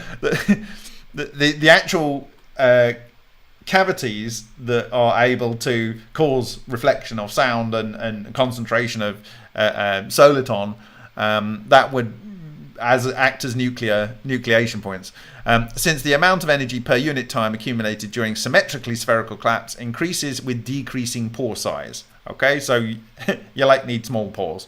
The result of the present work did not allow us to determine The careful consideration of SEM and EDS data gathered during this work has allowed us to reasonably exclude the possibility that the detected elements foreign to the ferrite, particularly chlorine, originated from either inclusions common to iron-carbon alloys or contamination during wire drawing. However, the theory of piezonuclear induced transmutations needs to be tested using a variety of isotopic and atomic analytical methodologies. In addition, a large amount of quantitative blah blah blah blah blah blah blah blah blah. Okay, all right. Well, I think you can go and read this paper at some point if it's made available by Camillo. I wasn't showing you that, but anyway, I was reading it to you. So there we go. So that is that. And what do I want to show you next? I'll go to my making gold presentation, because there's something I wanted to add onto that first before I talk about the structure again.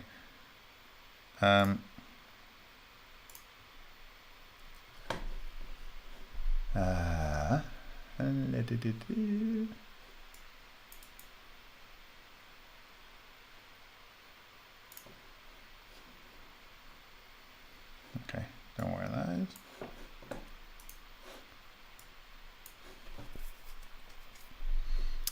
Steemit.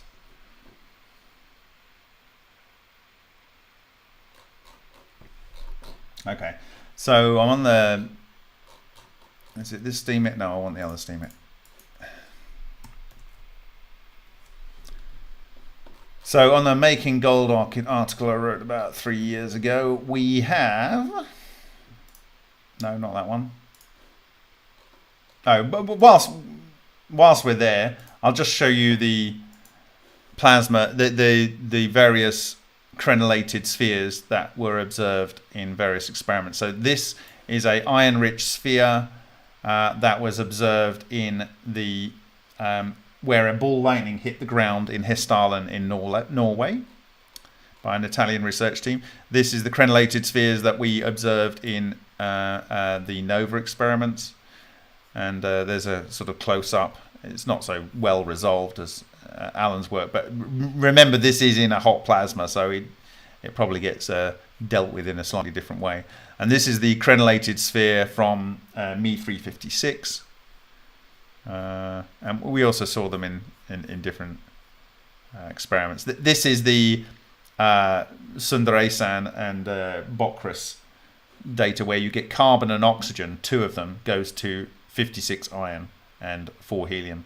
So you get your 54 iron from 227 aluminiums, and then from carbon and oxygen. Now, this could actually be 2 times 6. Sorry, it could be one magnesium and 2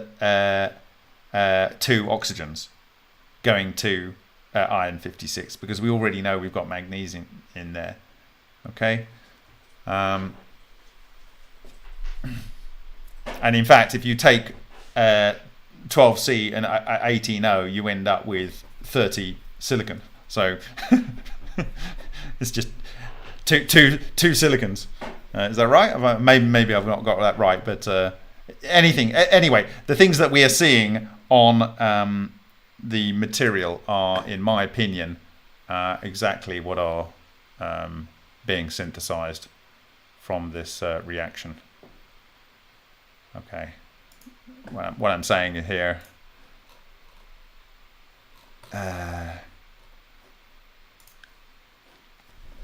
Okay. So what was I going to do? What was I going to do next? I was going to show. Oh, that's what I was going to do. I was going to talk about that. If I'm there.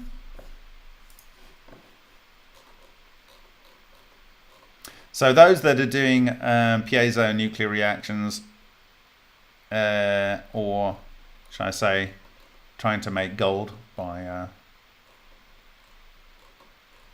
doing piezo or shockwave things.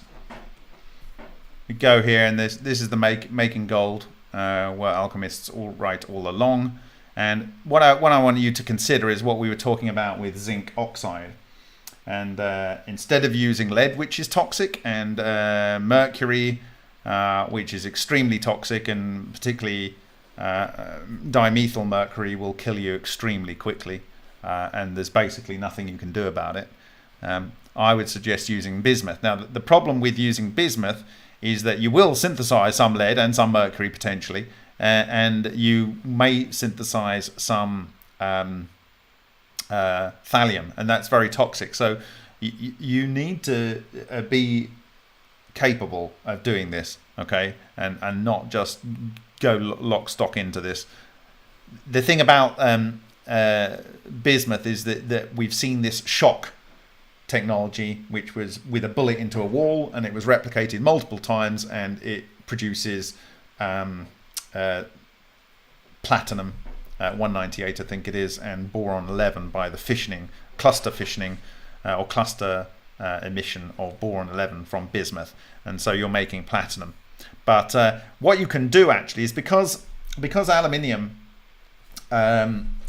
melts at 700 and whatever degrees, around about 700 degrees, and bismuth is, I don't know, 200 and something degrees, okay, 230 something degrees, I can't remember offhand, but a lot lower than aluminium. If you had a sonotrode going into bismuth, which was molten, and you could keep the sonotrode cool, and then you could have a scenario where in that molten bismuth you have these sprites moving around and forming those figure of eights and doing their transmutation. And what I would do to accelerate that is to use what the alchemists use, which is zinc, and in the form of zinc oxide, and the Wurtzite structure of zinc oxide with those dendrites that I was talking about in the previous experiment. And that would be able to produce piezo electric effects and also pyroelectric effects, but piezoelectric effects are most important here because you're inputting ultrasonic sound. And you could end up with a much faster transmutation or nucleation of these active zones for the transmutation. But like I say, you're starting with a very heavy element, and there's a chance that rather than where they're going from iron and they're seeing some copper, you could start with bismuth and end up with some heavier and some lighter elements. And so this is something to bear in mind. So maybe the shock, just the straight shock on pure bismuth or near pure bismuth is the right approach. And I'm going to talk about something that Dave is doing after I've shared some other slides relevant to what I showed you from Martin Janner's. So I need to bring up this. So my computer falls over.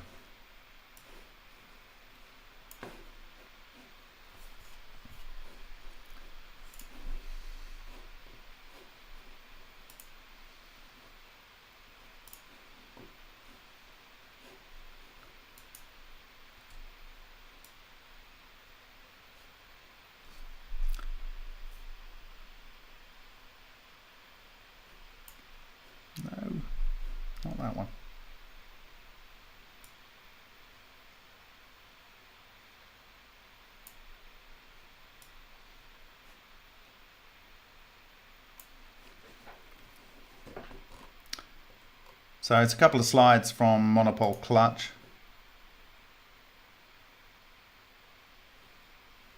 For those that haven't seen it, okay,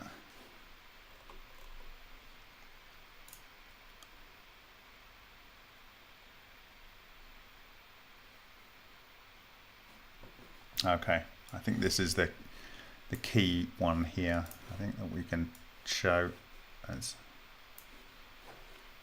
right.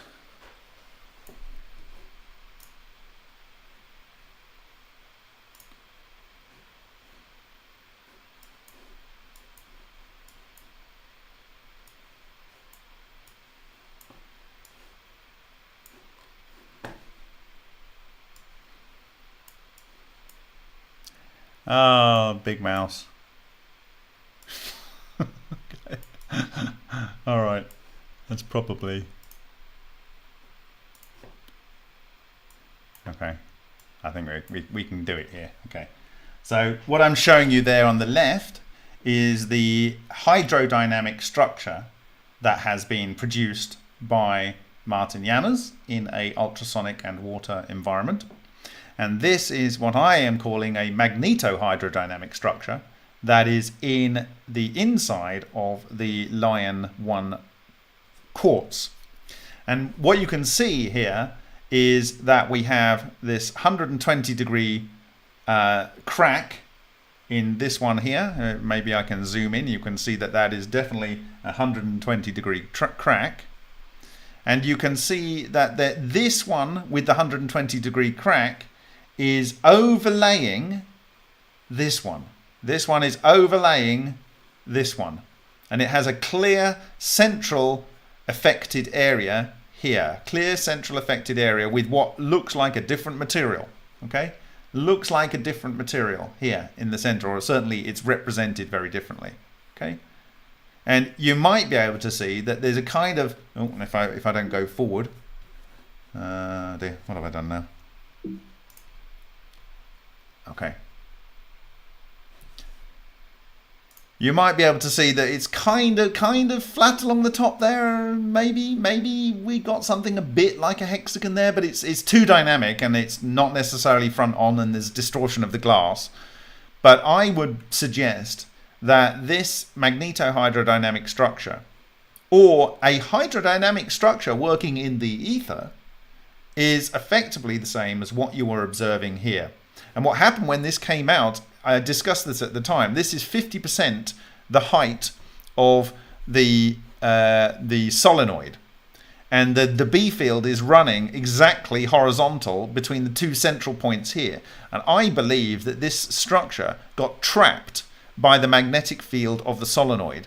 And then it burrowed into it. And you can see from the other side that the one that's on the left here is the one that's on the right here. And it's on top. It's on top. And if you go right into these things, you'll see that they are of a yin-yang nature, and it's got substructures in there. So I'm suggesting that this is essentially the same as this, and I'm suggesting that it is probably something very similar to this as well. Okay, and so I would expect that maybe around this structure you have a field that goes out further than the main thing that you see. Okay. And these are kind of like the individual impacts. And I've talked about how you get this area in between ones that these are all going around in the same direction. Okay, and you know that because they've got a hole in the middle, and that the material is swept around the outside. But they're going around in the same direction. You have this kind of overlaid area, and it might be that one is on top of each other, or they're at a slight angle from each other. Anyway, these are all from the Lion reactor. Now, I want to go down to the Solin patent figures. This is from his October application in 1992. And the structures I'm interested in showing you are these ones, which I believe are equivalent to the ones I've just shown you. But there are these ones. Now, look at this. Can you imagine what this looks like? Can you imagine what that looks like? Right? Can you imagine this being slightly bigger? Can you imagine this one over here? Okay, these ones here. Hold those kind of images in mind, and then we'll just step forward to how this evolves. Are we looking at something similar? Is this structure here, this heart-shaped structure, something similar to this? Is it? Is it similar to this? I don't know. Is it? What do you think?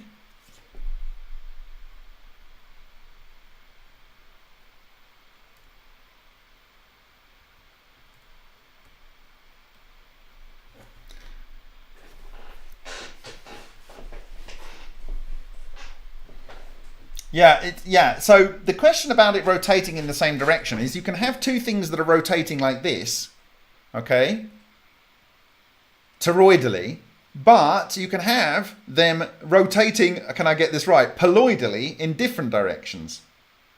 Okay? Do that at home, folks. So they can be rotating toroidally in the same direction. I'll do smaller circles here. Wax on, wax off. No, they're the opposite direction. You need to go like this. Let's all have a miming class. So they're going round toroidally in one direction, yeah, but they're going poloidally in a different direction. So they can be kind of attracted to each other, okay, and not repelled. And that is why I believe, and this is why I think the lion data is so unbelievably important in terms of understanding this. The lion data is showing you that one is on top of the other, and so from the backside you see that the one, if I step back over here,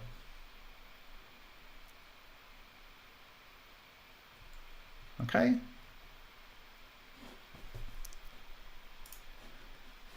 this one is on top of this one. This is the one with the three divisions. This is the one with the three divisions, which is underneath the one that's on top of it. It has a central bit. What's nice about this, it looks like this one is feeding this one. It has this material in the center that's coming out and coming into here. Okay? Is it feeding it? Don't know, but it looks like it.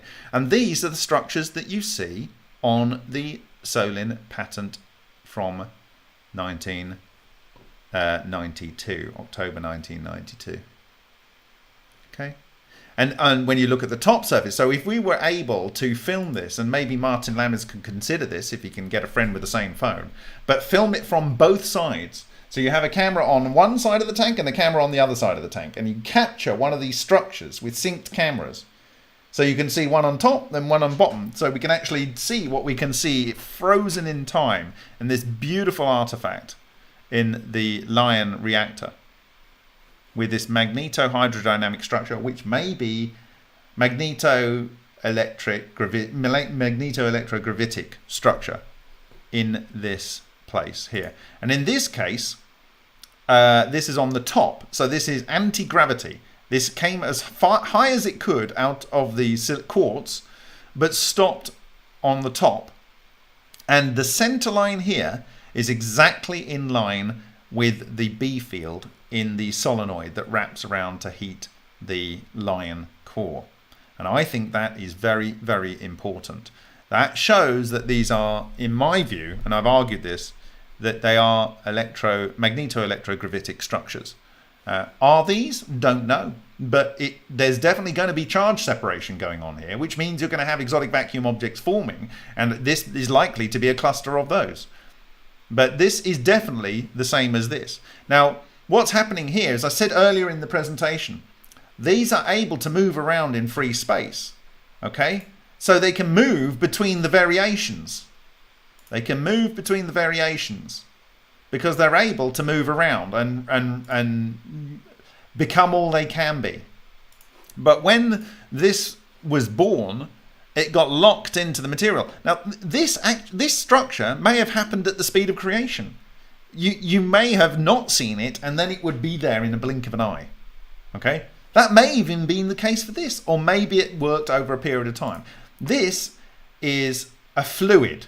Okay? This is a fluid. But it doesn't matter whether you consider the ether to be whatever it is. Okay? You don't care what it is. But let's say, for instance, it is comprised, which is, regardless of what else you think is in space, the entirety of the cosmos outside of solid matter like you or I, and even going through solid matter like you and I, are relic neutrinos. And because of the temperature around about 2 and a bit Kelvin, and because of their ubiquity, they are a condensate through the entire universe. They are a superfluid condensate through the entire universe. Now, a Bose-Einstein condensate can, let's say you've got 2 helium atoms, okay? They can occupy the same space-time, and that would be a condensate. And you could have a lot of that material where the whole of space is occupied by that level of density of helium atoms, nuclei. Now imagine that you have an environment where this material that can be gravitationally manipulated, or it's magnetically manipulated, or whatever it is, you have more of it in one place than another. It's still part of the same condensate, but it has a higher density. It's a little bit weird to think, because it's the same material, it's all acting as one, but they're all the same thing, but something is more equal than others, if you know what I mean. And this is true if you look at Alexander Parkhomov's book Space Earth Human here. He has proved that this neutrino condensate, the relic neutrino condensate, can be gravitationally lensed. And I talked about Xu Wenju's work from 1998 to 1999, and how they observed something that was influencing crystal growth, that was influencing the speed of the spectral emissions from elements. It was influencing. It was producing sideways motion, and it was changing the decay rate of cesium-137 and rubidium-87 atomic clocks. And the view, in my view, is that all of these things are due to gravitational lensing by the 3-body alignment that he was studying of relic neutrino condensate flux. Okay, so if you had this superfluid, and you're able to manipulate this superfluid, since the superfluid is in itself, because it's if the strange radiation is condensed cold neutrinos, they are a lot of cold neutrinos in one place, or condensed relic neutrinos, doesn't matter, the same kind of thing. They are so dense, and you could use any other particle you think it is, or any other boson that you think it's made of. But if it's superfluid and it's able to interact with matter, this would happen at the speed of creation. It would be done. It's done. It's done, right? And the things that you see, for instance, in the Hutchison effect that occur like in our time frame are just the aftermath particles of the condensate blowing up. You're seeing so for instance, if you see a firework, most of the action of the firework is initiated at the point of detonation. Okay, what you're seeing is the afterglow. So when you look at things that are occurring in the Hutchison effect, like the wildfire, that is kind of the afterglow. The event that caused all of that is near instantaneous. And so I would argue that potentially these things happen because this is happening in a superfluid, whereas this is happening in a fluid. This has fluid dynamics and friction. Okay, but in a superfluid, you don't have those things as a barrier. Okay, but we can use this as an analog, and the interesting thing about the analog is it may actually be something that can also do transmutation. Why? Because it has this ability to deform space-time. It's two types of deformation. It's depressurizing the vacuum and pressurizing the vacuum. It's depressurizing space-time and it's pressurizing space-time. Okay. What did I want to do next? I don't know. Maybe I'll leave it there.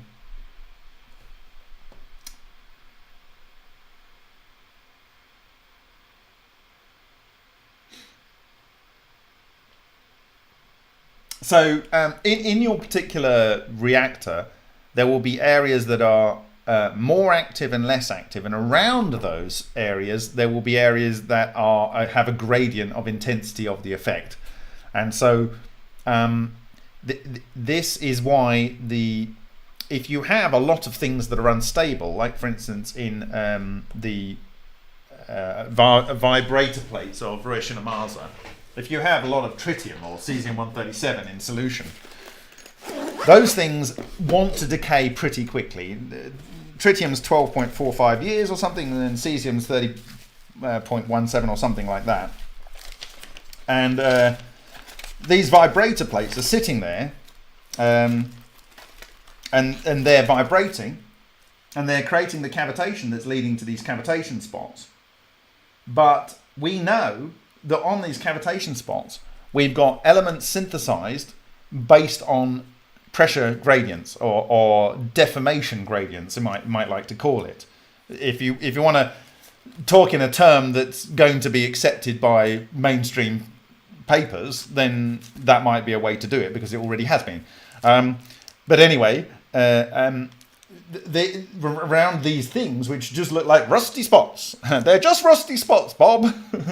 When you look at them, that's not what you see. That's not what you see. But you could just think they're rusty spots and walk away happy that you already know the answer. Anyway, so there are things that can happen around it. No, so if you're trying to transmute, for instance, iron 56, it really doesn't want to be transmuted. It's like a very, very, very, very stable element, isotope. But you already know that cesium-137 wants to be stabilized, and its level of desire, based on the cosmos, with everything the same as usual on planet Earth, is about 30.17 years. And in the case of tritium, with everything normal on Earth, with the flux of what the Russians call a common cosmophysical factor, then it will decay in 12.46 or whatever it is years to half of its activity. If you put it in a scenario where it has a higher density of the thing that encourages it to transmute, or it can't do anything other than reorganize, and it's most likely to reorganize into something stable, then it will. And so that is how it is working in the Amasa vibrator plates. It's done. It's done. The technology works. There's literally no reason to not use that technology to fix Fukushima. There's no reason other than they want to use taxpayers' money over decades and use the fear to control. That's it. That's it. It's like if there's a 500 million in the pot, many people can have a slice of that pie. But if you're doing it for 30 million or 40 million, and that gets the job done and it gets it done quickly, there's no opportunities for people to, make money, basically. And this is the kind of insanity that you are having to deal with the kind of logic that's used to justify completely ignoring something. And everyone that the politicians would be justified in trusting to give them an opinion are going to tell you the answer that allows their colleagues to get the most money. And it's just bonkers. It's just complete bonkers. Greed and ego. Right. So I'm going to just show you something that Dave is working on, because I think it's quite cool.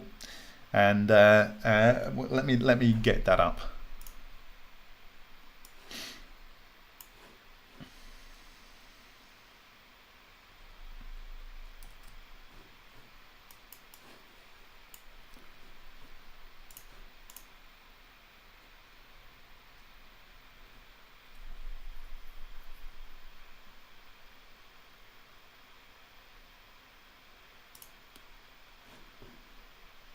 Oh, okay, I'm going to do something fun here. I'm going to actually, before I go on to Dave's thing, this I believe is it can be quite dangerous. It's done by, I think the name is Bestoic Primer on the chat. If he's in, I don't know. He might have called himself his real name. I don't know.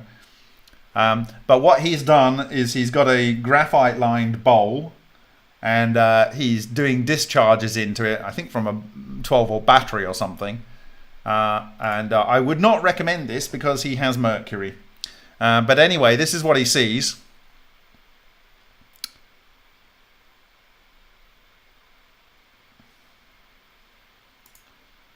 So what's interesting to me is this particular structure. You have this thing here, and the sphere in the center here, the little tail over here. This little black spot here, this and this are quite telltale to me. And this is the money shot. So he has a sphere of something where the rest of it started off as mercury. Now, is this some sort of sulfide that's been synthesized? Is this some sort of, you know, God forbid that he has synthesized some sort of dimethyl or methyl mercury, because that is basically a death knell. But this structure is something that I believe I've seen before, and so and I'm gonna share something with you, and it's like I'm going to take a leaf out of John Hutchison's book. This is when I share these kind of things. It's kind of like, yeah, but I'm crazy. Okay, so just ignore me. Okay, because certain people are getting interested. Let's put it that way, and we need to get through this material quickly. And so anyway, this is the money shot, and I will probably put this on the channel.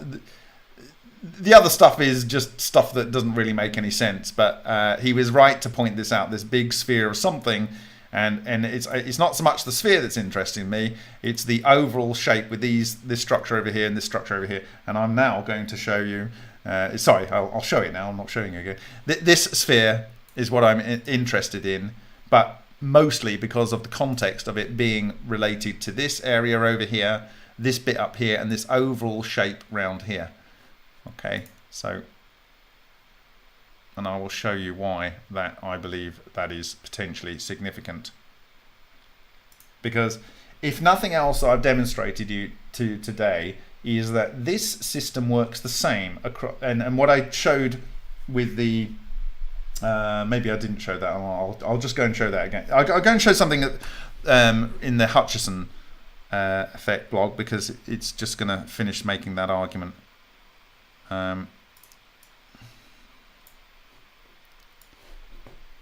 Okay. So what I'm going to do is, and I'm doing, and we'll do a lot of next week, is backfill some of the presentations. And one of the presentations I added some data to, since one of the blog articles that I added some data to was this. And it's the no coincidence last presentation, but essentially I've got a scale now for this structure on the right, thank you to MFMP volunteer Bob Higgins, and here it is. And what you are looking at in the background are 1 centimeter divisions, and so this structure is at least 4 centimeters across. 4 centimeters across. Okay.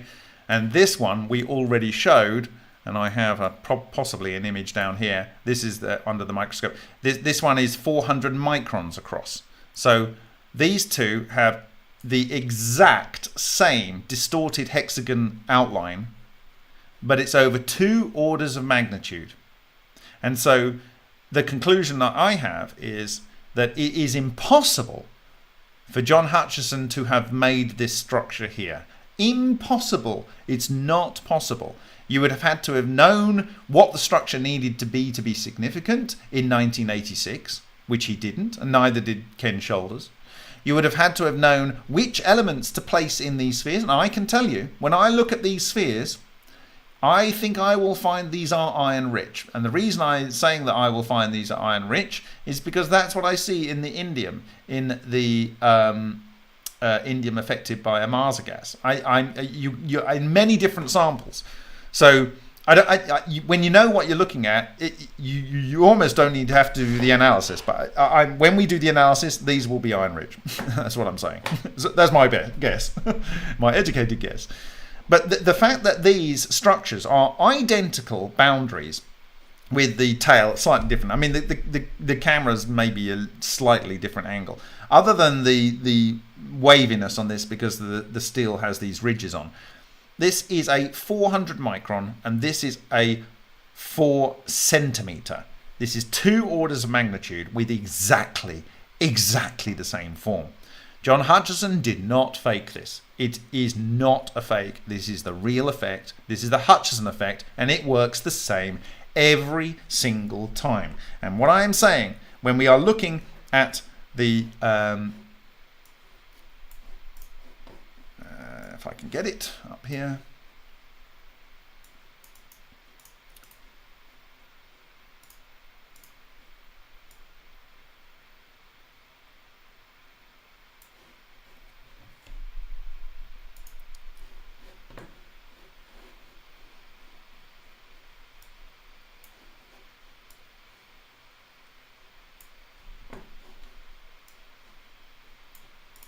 When I'm saying we are seeing the exact same structure here,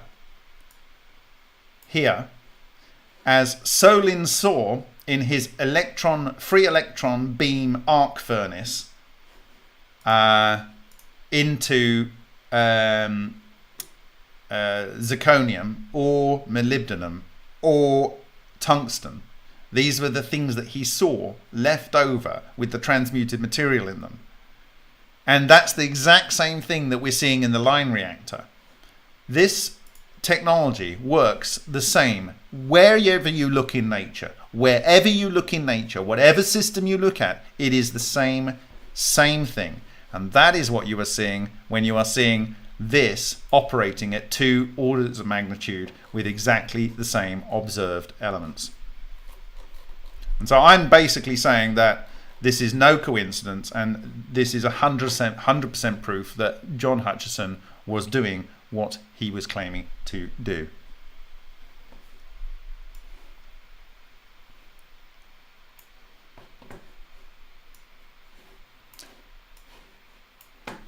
So why am I focusing on this right now? I'll just quickly run it a little bit longer, and you can see a little tilt shift he's got on this. I wouldn't want to be this close to this Mercury, so I hope he knows what he's doing. Anyway, you've got other smaller spheres around. I'm going to show you something which I think is quite fun.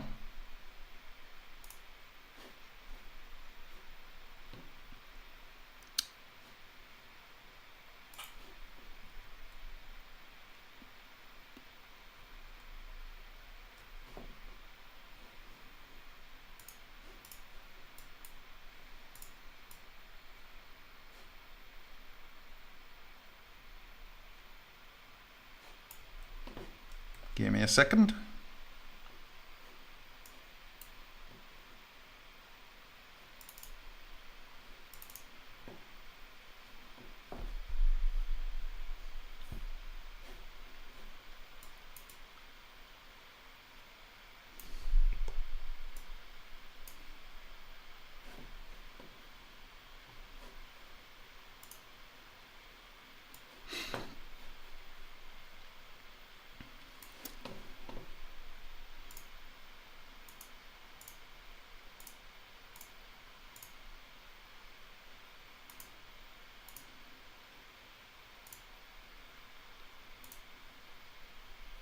Okay.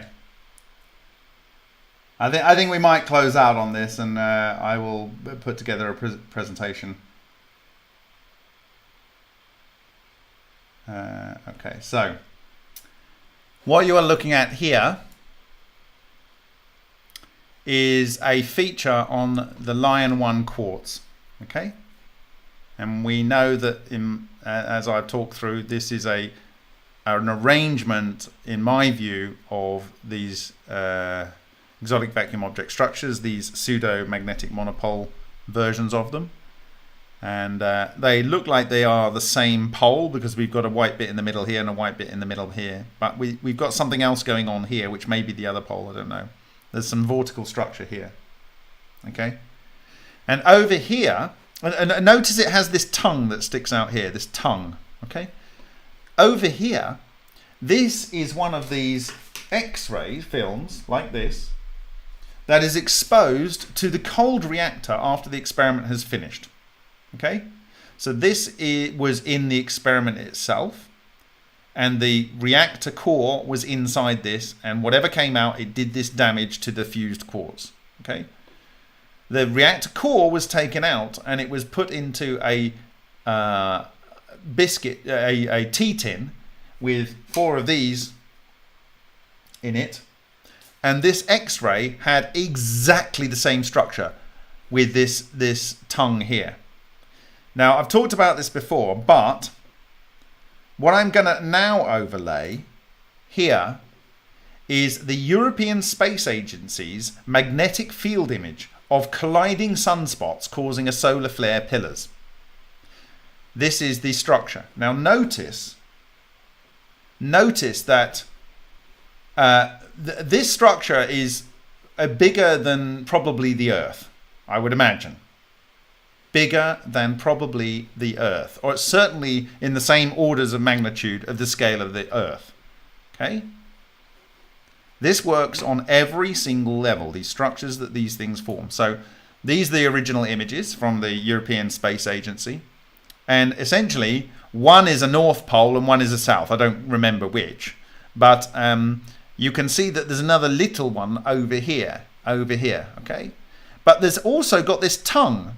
So that the white is one type of magnetic flux orientation, and the black is another one. Okay, so this bit over here is the same as this over here, and this is spinning around in this direction. You've got this coming in here, and this look like it's just falling down. Okay, I'll bring back the background. So it is impossible for this to be an artifact.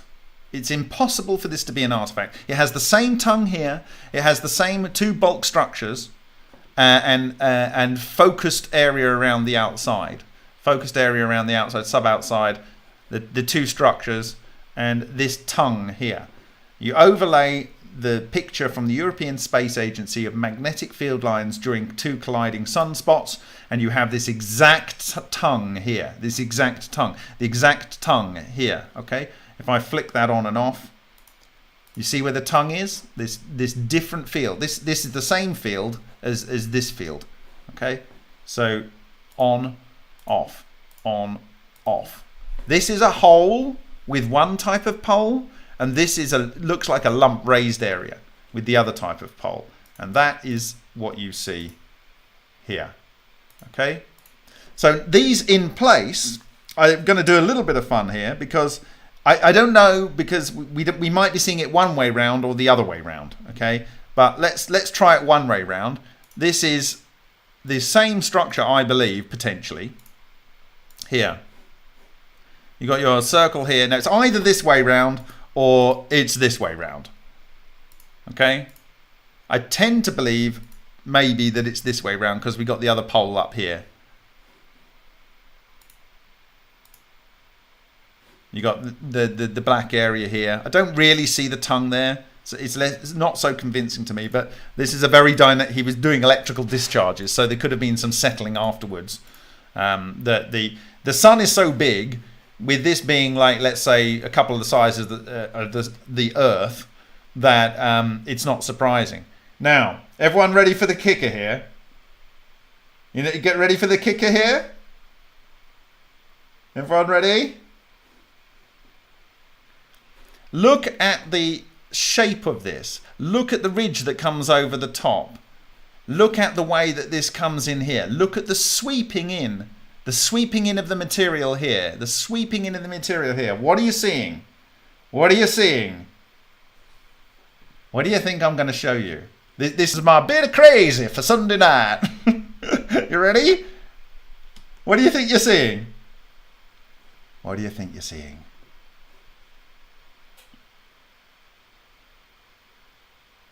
What do you think you're seeing? Anyone got any ideas?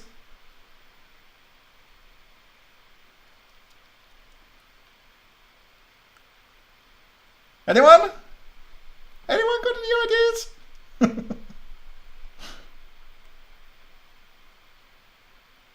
Okay, here we go. Drum roll.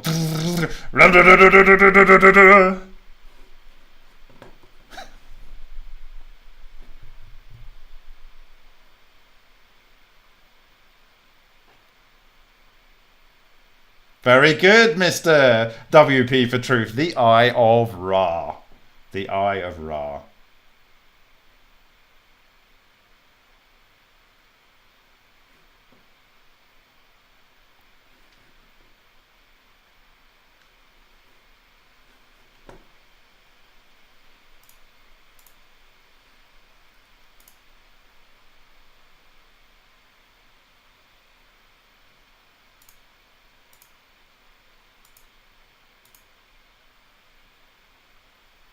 So, this is on the quartz that was next to the active reactor. The reactor was turned off. The reactor was taken out and it was put next to some X-rays. It produced these structures. This is an absolute, complete, 100% match for the sunspots, which are at many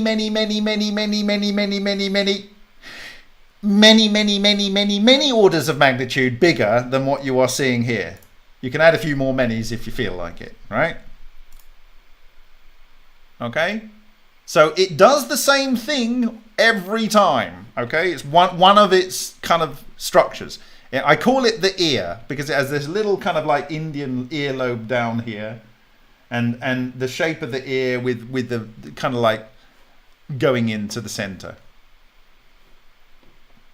Okay, and that this structure with the flow lines coming in here, these little kind of like teary things that come out here, this vortice in here, and this kind of flux into here.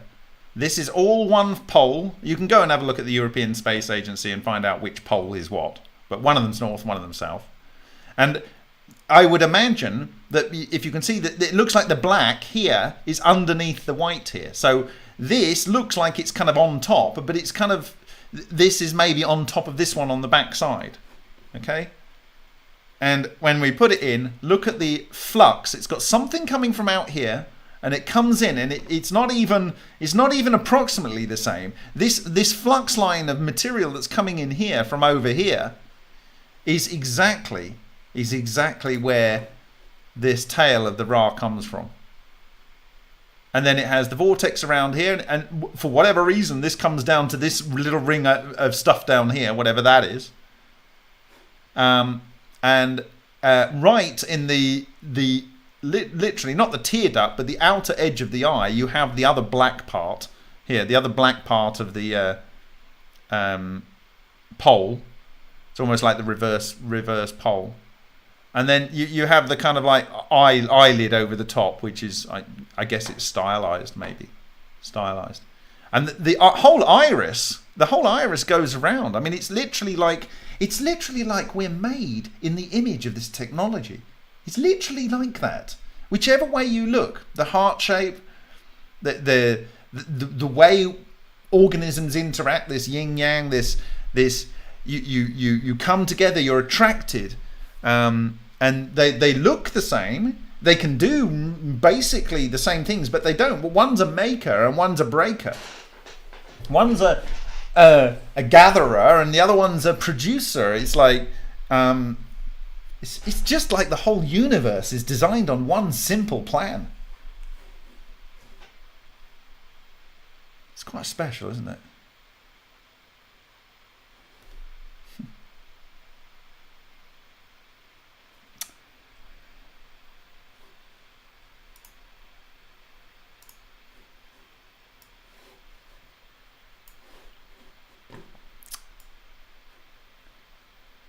So, there we go. That's what I have for you today. I will hold off on the things for Dave because it is 25 past midnight here. Let's not start another. I'm not starting another religion. That's not the point. It just is what it is. You know, and like I say, you got to do a bit of crazy because certain people are getting interested.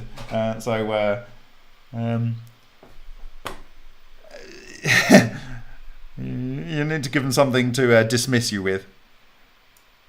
When all of the science adds up, then they start getting a bit nervous, I guess.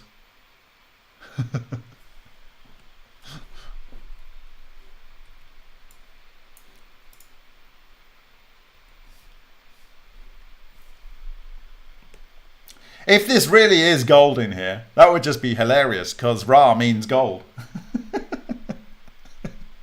It also is like the sun. It's the symbol for the sun. It would be absolutely hilarious that this structure would make gold.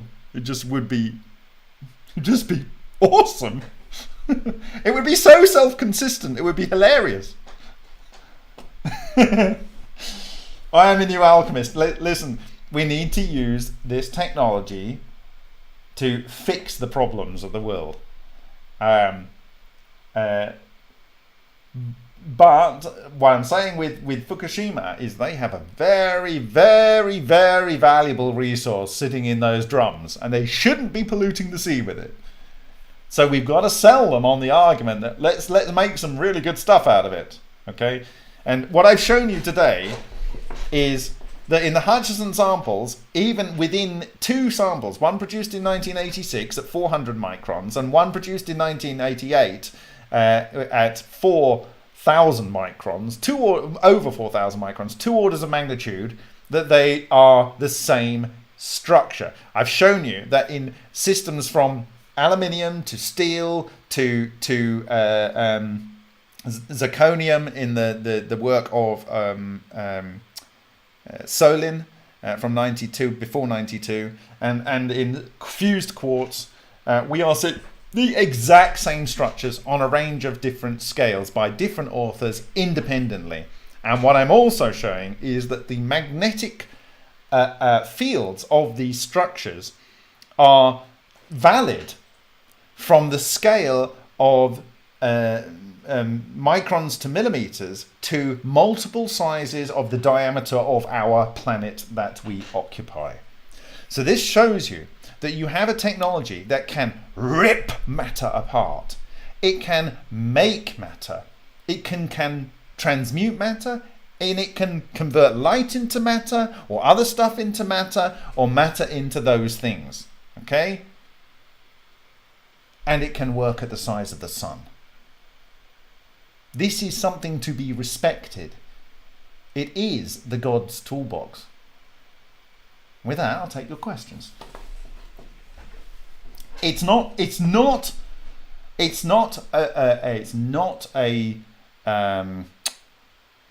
invention. This is just a realization, and it is just science. It is just science.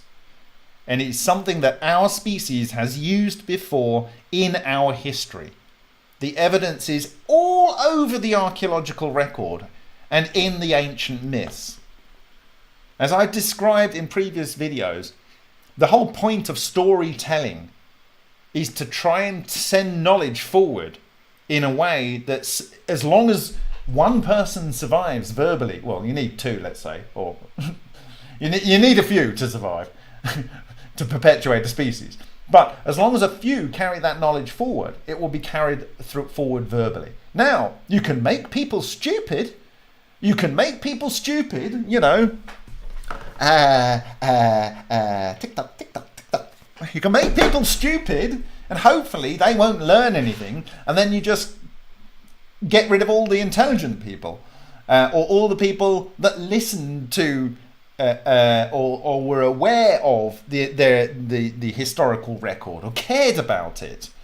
People that had an open mind. If you get rid of them and you just have the people that just want to eat and that's it, you know, then those are the people you want to live if you want to keep control of the information. And I think they've probably done a good job of that. But it's our responsibility, and I have to thank you guys are stepping up to the plate here, and you are doing experiments. But please, if you think you want to work with mercury and even any of these heavy elements, because of the speed at which this transmutation can take place, you could rapidly get yourself into a lot of danger. And people have died already in this field without going to heavy elements like that. So play safe. Play safe.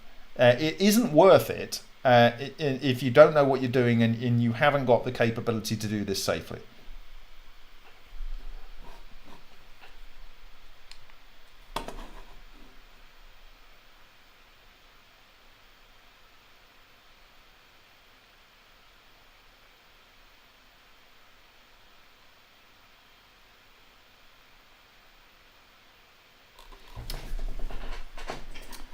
Okay, so I'm going to step back a bit, see what you've got to say, and answer a couple of questions.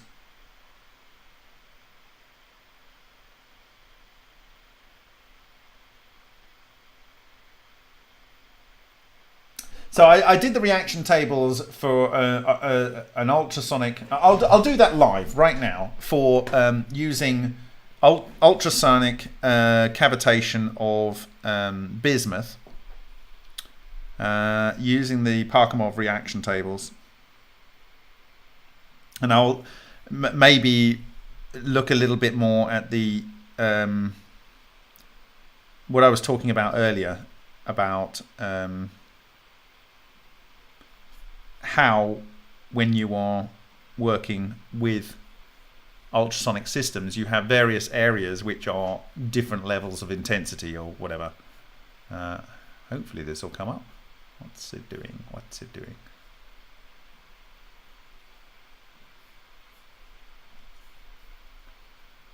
Okay, that didn't really work.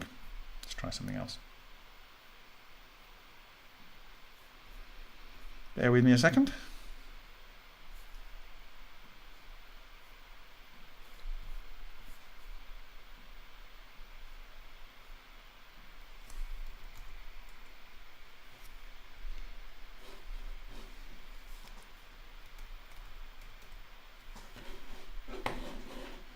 Yeah.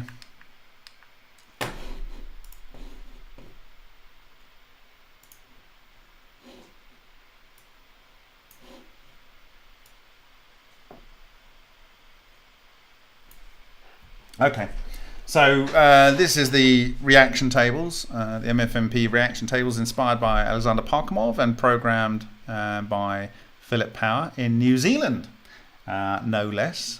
He worked with me on this. Fantastic guy. So thank you again to Philip Power. So what we're going to do is we're going to look at, firstly, we're going to do the fission reactions. And we're going to start with bismuth. And we're going to put bismuth in there. And we are going to just leave it like that's fine. Okay. So our fission reactions from bismuth are an amazing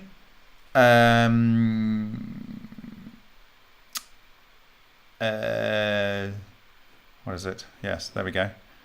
Carbon and platinum, or oxygen and osmium. I'll take any of those. If you get rid of that.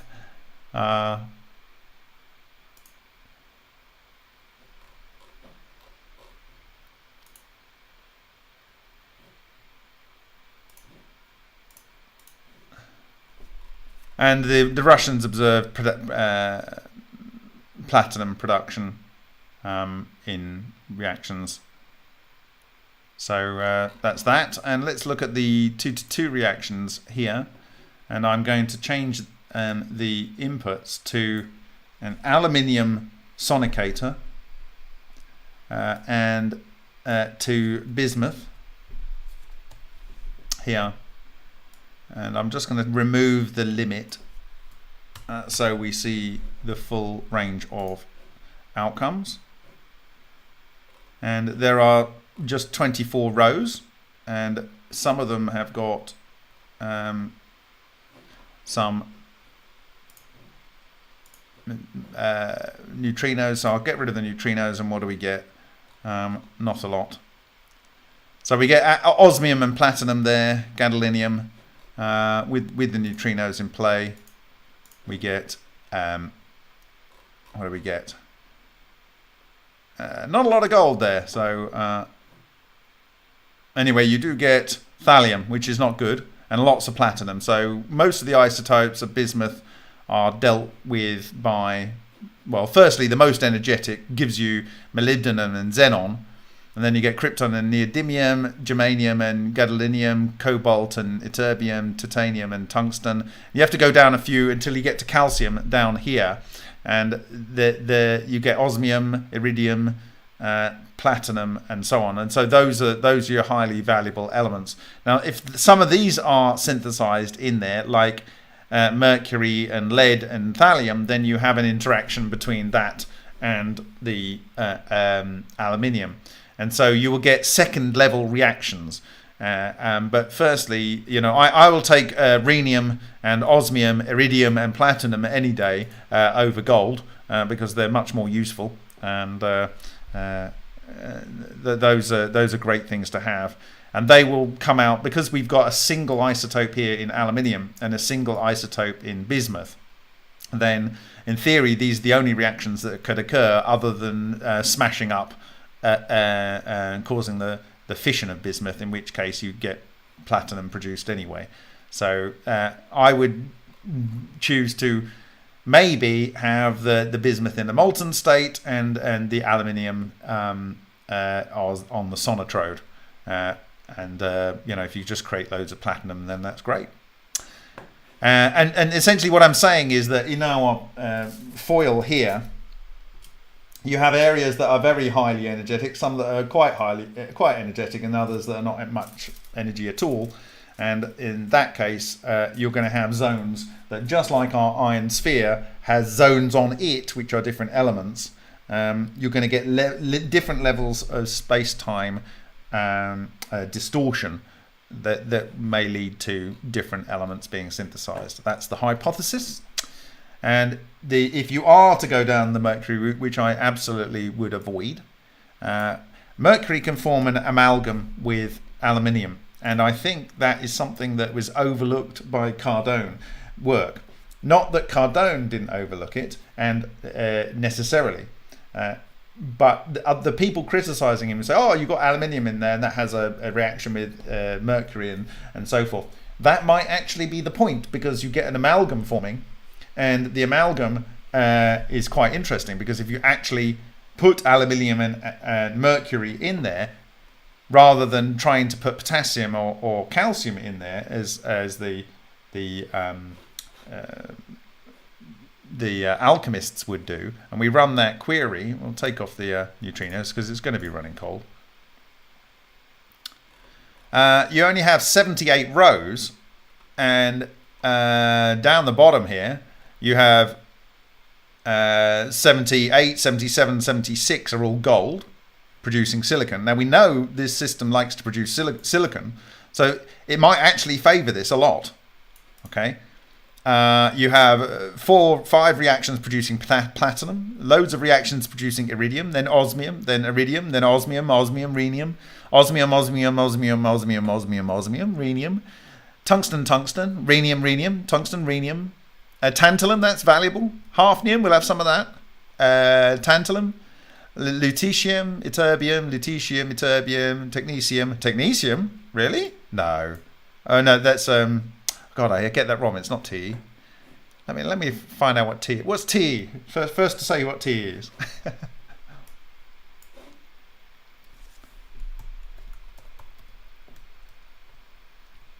Tellurium, is it? No. Oh God, why can't I remember what T is? Thulium. Oh God, that's why. TM. Thulium.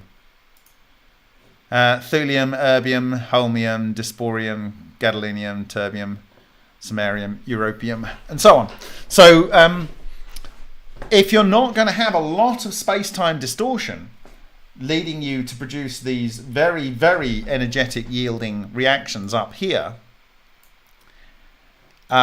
you would want to be down here where you are kind of like whatever produces your xenon and your... Oh, this is interesting, by the way. This is very, very interesting. Look what you're seeing here. Yttrium. They actually observed yttrium in 3 of their 5 published analyses, Cardone. So the most likely outcome was to produce, or a likely outcome was to produce yttrium.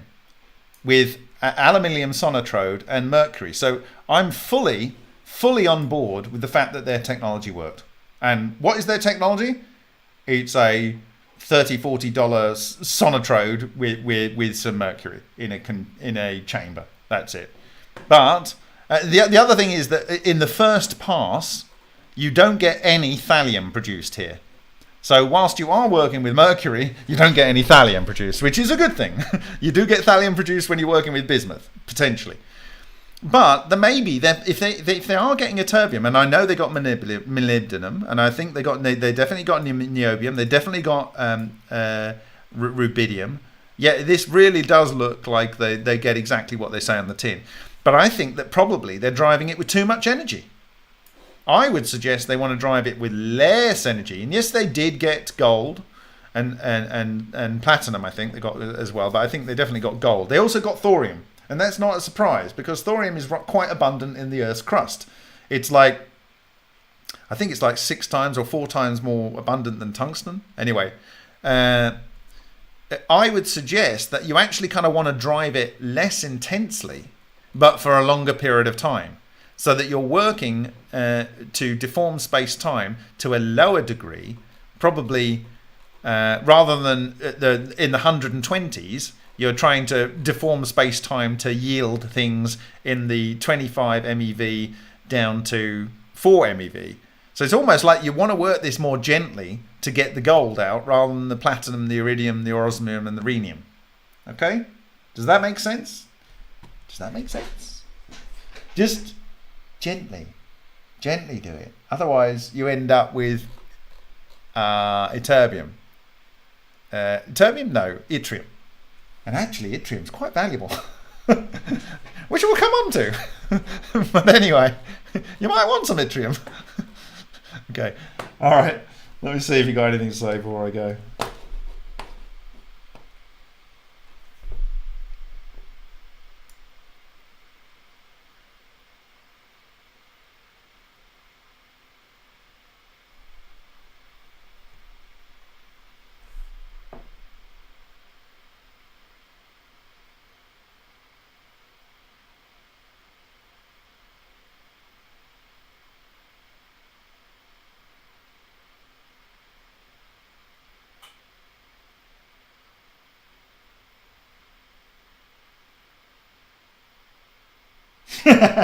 Sunsaver, lots of love. I would not have gone there though. You know what? I made that graphic excluding Bespoke Primer's image from that he sent today. I made that graphic. Oh God, 2 years ago, 3 years ago. So I've not gone there for a long time, but it's been a long journey to gather the evidence and to show that this works at every scale. And it's just great now that people are out there. I mean, I put out the first proposals for Ultra at Madison, Wisconsin University at the beginning of September 2019. And here we are now. We've got a lot of people taking it seriously, which is great. And it's just great to go into the literature and find structures that we're observing in our experiments immediately that are in the structures for the Cardone team in 2014-15 when they are sonicating iron and finding transmutation in there. And by the way, the transmutations are the same transmutations that are predicted by Matsumoto. So it's all self-consistent. The same structures on the Hutchison effect, the same structures in the Lion reactor, the same structures in the reactor of Solin. Solin says that his electron beam arc furnace into a low vapor pressure refractory metal is producing solitons. The solitons are of 2 types and they cluster into magnetic charges. The magnetic charges lead to unification of the forces. Unification of the forces leads to nuclear collapse. Nuclear collapse leads to synthesis of all the elements in the periodic table. That's what he says in 1992. And the structures he's drawn, including the first drawing of strange radiation, it's everything there. It's everything there and it's all available for everyone to use. It's all available. You cannot patent it. It's in the literature.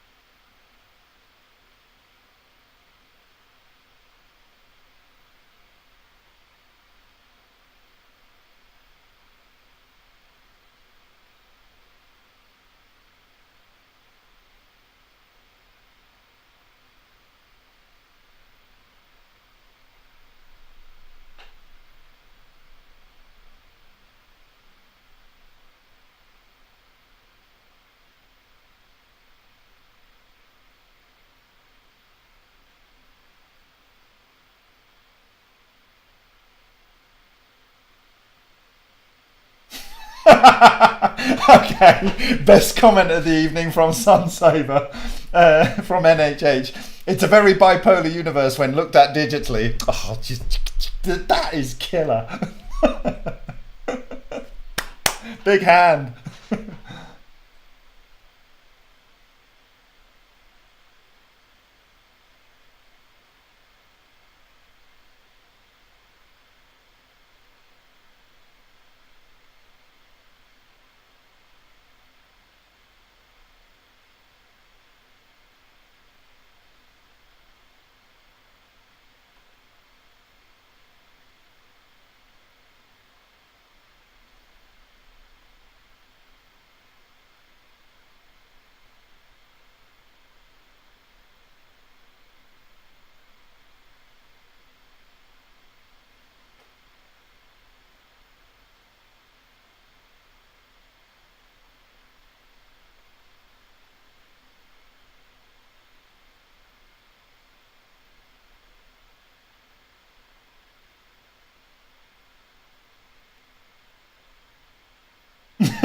Infidel apostate.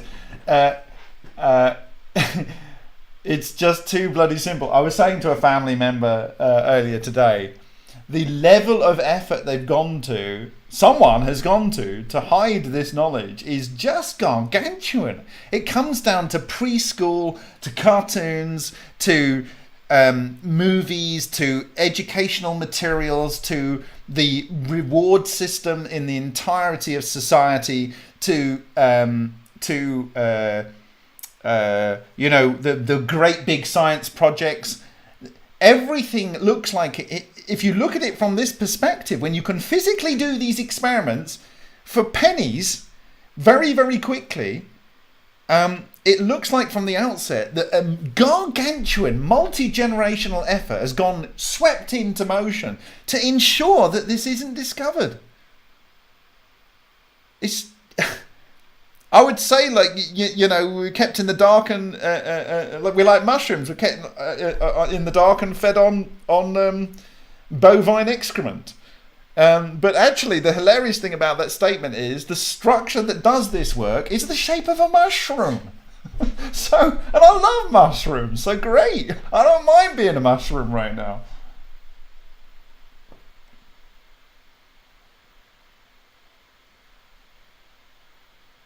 Yeah, as I said in my presentation about as I said in my presentation, I think which slide it is from O'Day, but when I was doing my first part of the more difficult subject, when I called this the God's Toolbox, I first set off that this, in my opinion, is basically nature. It's basically nature. It's the underlying program, and it's very simple. I mean, it's like, if you can describe how these structures form, like precisely, you basic. This is all of the keys to the kingdom. All of the so-called magical technologies is just science. It's just science. It's really rather simple, and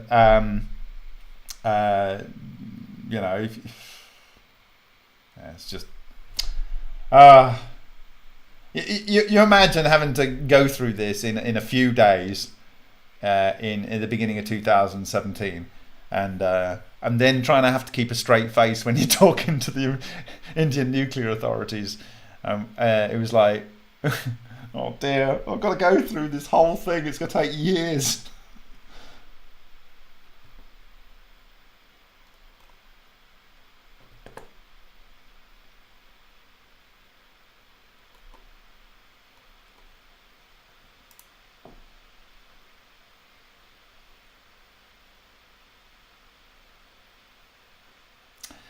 So James Vickers, it would be helpful when talking about possible technologies if you spoke more about the small pieces of technology that would be useful to demonstrate the science. Yes, basically a spark and sound. That's it, really. High charge density in a small time frame, and anything far from equilibrium will bizarrely, as I was talking in the previous presentations, will bizarrely create extremely coherent things. in it. But there's two approaches to this. That there is, and I have a video that I think I recorded in 2012. No, it would be, yeah, it was in 2012, I think, or 2013. And my darling wife, she's holding a bowl, a Tibetan singing bowl. You can go and see on the YouTube MFMP YouTube channel. But basically, I said there's two ways to do this. You hit the thing and you get the tone coming out the bowl, or you gently caress it. Okay? And they are the two ways to get there. And one leads to coherence by pushing something far from equilibrium, and the other one is to get things working in harmony, and getting them all on the same wavelength and all in the same phase. And right from the outset, that seemed intuitive to me, and that was my gut feeling, and it just had to be that. If you were going to affect matter transmutation or changing, you had to get completely in tune with it. There are many videos. It's a huge amount of work. If this was really easy, it would have been done a long time ago. Now I'm arguing that it probably was done in the 1950s. I've been arguing that since, sorry, when I say done, rediscovered, because this has been used by us at least one cycle, but probably as many as 3 or 4 cycles on our Earth, and then probably many cycles before we got here.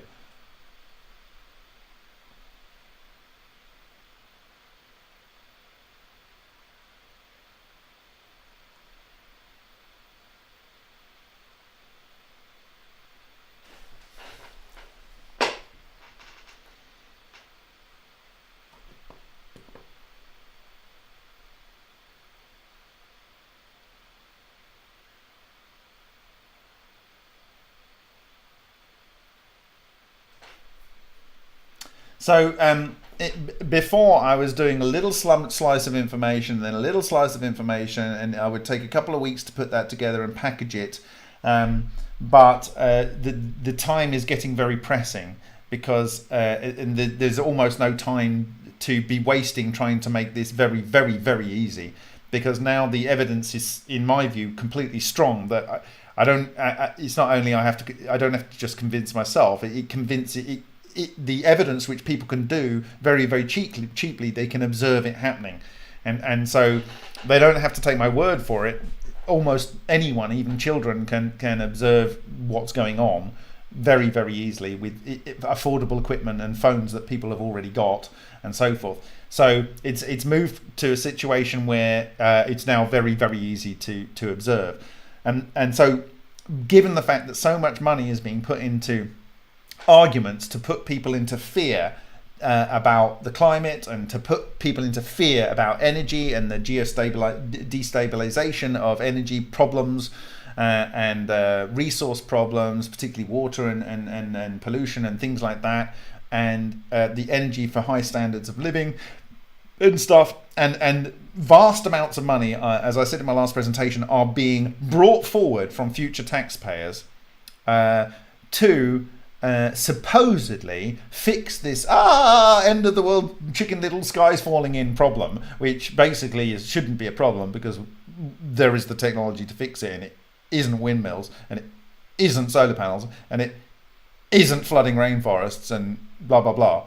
At the very least, you can have, there's plenty of uranium, there's plenty of thorium, you can have safe small reactors, and you can have a system that's built on HHO or whatever that basically stabilizes a reactor if anything was to happen to it. So there's literally, even with what this technology likes to do a lot of, which is just to collapse nuclei and regenerate nuclei that are suitable for life, if you do it gently, then the idea of energy being a problem is completely laughable to me now, and it is literally just ignorance. It's ignorance, or willful ignorance, or what you call disaster capitalism or problem capitalism, where you make a problem and then there's a solution that's offered, and it's not really a solution, it's a way that the people in charge are using to make money off your work.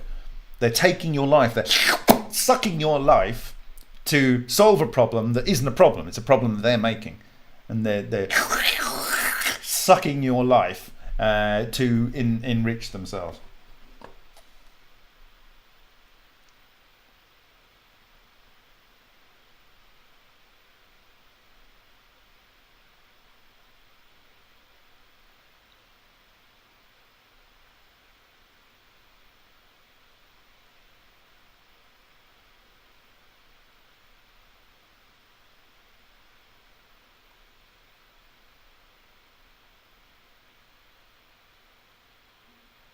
So Jason Smish, what is the deal with Iranian Keshi? I think probably he is making some coherent matter, and that goes into the what he calls the GANs. What is it? Something in a something state or something. I don't know. But the reason I'm saying that this is effectively the same technology is that it affects the copper, and it makes it lower resistant, so that you can you get a lower energy usage, because I did a presentation called superconductivitis where it kind of infects the copper. The problem is with the technology is the same problem for ball lightning based exotic vacuum object technology generally, is that they can travel down the wire and they have a potential to disrupt elements based on their ability to be disrupted. Tungsten's a good one, and we've seen examples, I've talked about examples where that gets disrupted quite easily. And then it doesn't like working in inductors, because the inductor causes a bit of a breakup of the ball lightning, and then it can start to get disheveled and go into white mode and damage electronics and stuff. So there are ways to go, and hopefully next Sunday I will talk through direct electricity generation with this technology, and I believe that we are very close to there. And I need to get this presentation very right. I was going to do it today, but I wanted to really nail the concept that this is the same thing, it's working at every level, and throw in the RA thing just for a bit of fun. But you could argue it's exactly what it says on the tin. It is how the sun works. Oh look, the sunspot's got like this, and the sunspot is exactly the same as the Ra, and okay, all right.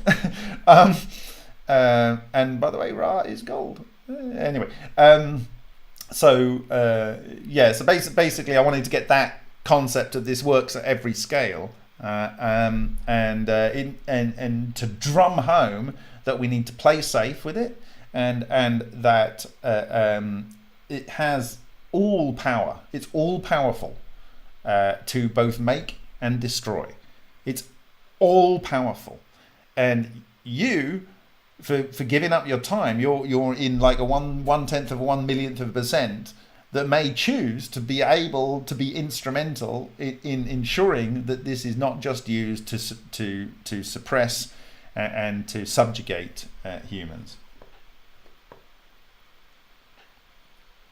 So Keshi, in theory, should work, but it has the problem, and it works okay with resistive loads, and that's that. But I've not tested it personally, and like I say, if it was to work very well, it would end up destroying material that it interacts with, in my view. But like I say, I don't know that much about it, but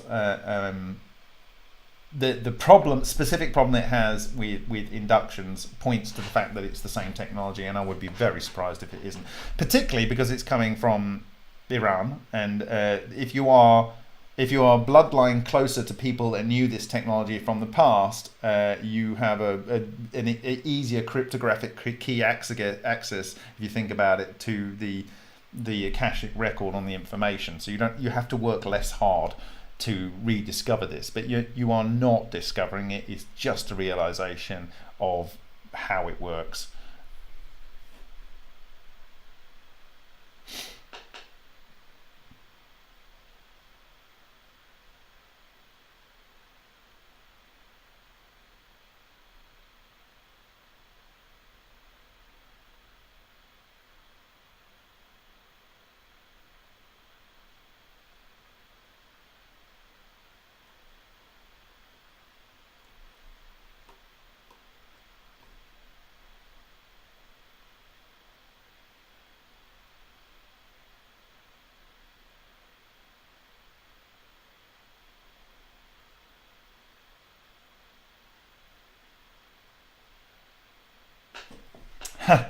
So I have had what I have had for 10 years now, witnessed and documented it. It has taken Bob to explain it to the point where it is time to bring it to the world. I hope you're ready, Bob.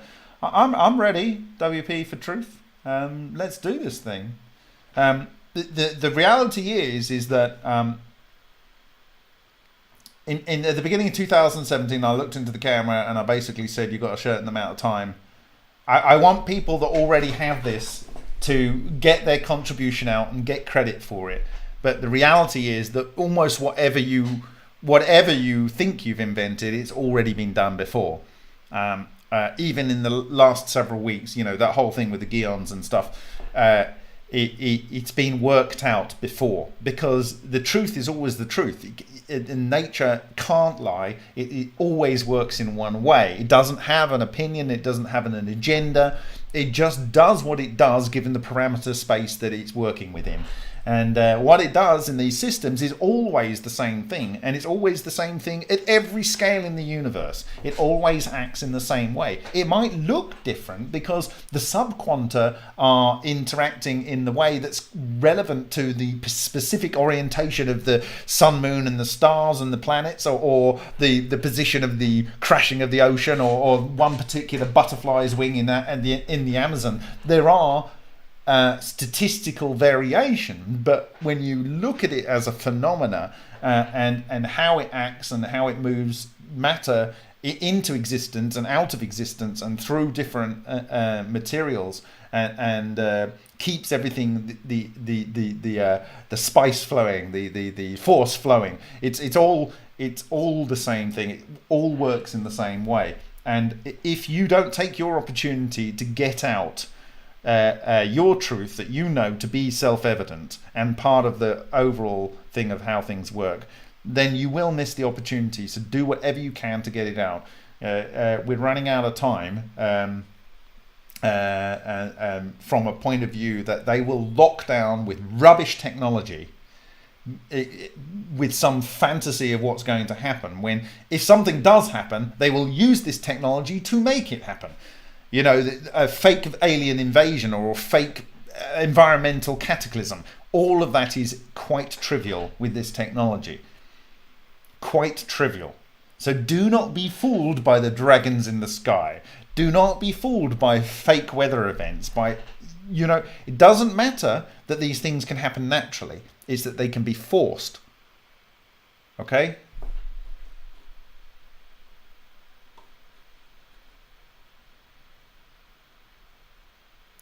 Do you think that if someone can transmute gold, they would reveal that fact to us? Well, maybe, but we've observed gold in the impact balls on the nickel in the plasma flow discharge nickel foil generator of Suhas Railcar. The piece of foil he gave me, it had a 10 or 20 micron or 5 micron, I think it was, twisted near 100% pure silver. It had nearly pure gold and nearly pure palladium in there, but either in a single structure on its own, which was a pure structure, or things. But it's very, very small quantities because it's happening in the point of space-time distortion. The thing about sound and the thing about the Hutchison effect is you are able to... The sound is less controlled, I think, than the Hutchison effect. The Hutchison effect, if you had the right frequencies, you could basically, in theory, convert a proportion, because it happens on those standing waves, a proportion of a material reliably from one element to another, and then you would melt it down and produce the other element, as a pure thing.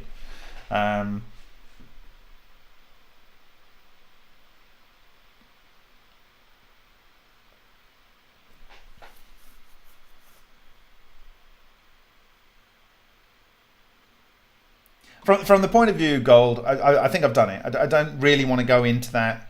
It's not my thing. If people do make a sensible amount of money, then make a donation. It would help if you help the project, but you don't have to help the project. Go and help something else. But I don't think there's much more that needs to be said. You can either know that it exists and ignore it, but it cannot be coincidence that the exact elements that the alchemists were using, all of the science shows you that this is what is most likely to produce gold. They wouldn't be producing 100% transmutation. It would be producing a proportion of the material based on the parameter space and the fall off on whatever thing that they're doing in there. But what Amasa shows is that 100 hertz vibration is enough to transmute water. Okay, so it doesn't need to be a lot of sound. It doesn't need to be a specific frequency to affect the outcome, a specific outcome. You just need to have it vibrating and doing it for long enough. So when he was vibrating water, he was vibrating water at 100 hertz, but for 100 hours. And what Alan Goldwater did was, what was it? He vibrated his water. Where are we? What was it? 16 minutes? 16 minutes, I think, off the top of my head. So he was vibrating for 16 minutes, not 100 hours. In Suhas Ralkar, he was transmuting material, but he was creating the active agents in there, which is, in my view, the coherent matter, exotic vacuum objects, itonic clusters, whatever you like to call them, microball lightning. In exotic, basically they are in the metal, and that took him about 160 hours before they got to the quanta of what Solin would say are sufficient to cause electronuclear collapse or unification of the forces, or have this ability to convert one form of energy into another.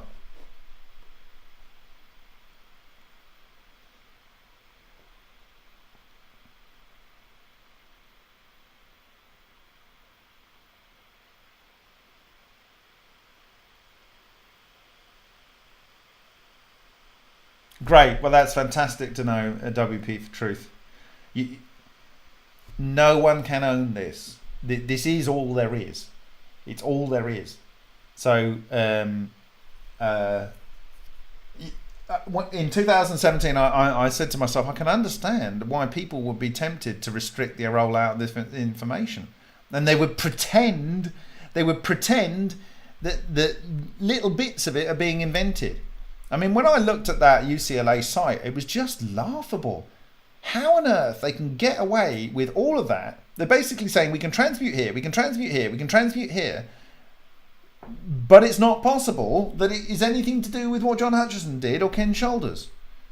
It's just the dishonesty or ignorance or willful ignorance is beyond me. It's just beyond me. But I've seen all kinds of people take ideas, pretend they came up with it, and then go to other people and fool them into believing they've invented something. And there's a lot of people that would buy it. If you went and showed them, look, I can make gold, it's like, yeah, okay, I'll invest in you. And it's just ego.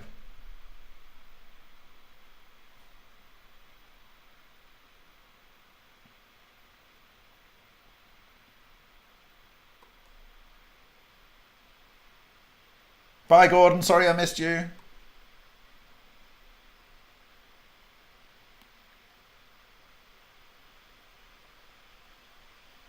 Well, Deodon, that's great that you can tune frequency. That's quite an achievement, actually, for ultrasonic transducers, because they tend to they will tend to jump between harmonics. But based on the ceramic size, they will want to work at a particular frequency with the highest Q, with the least chance of damage. So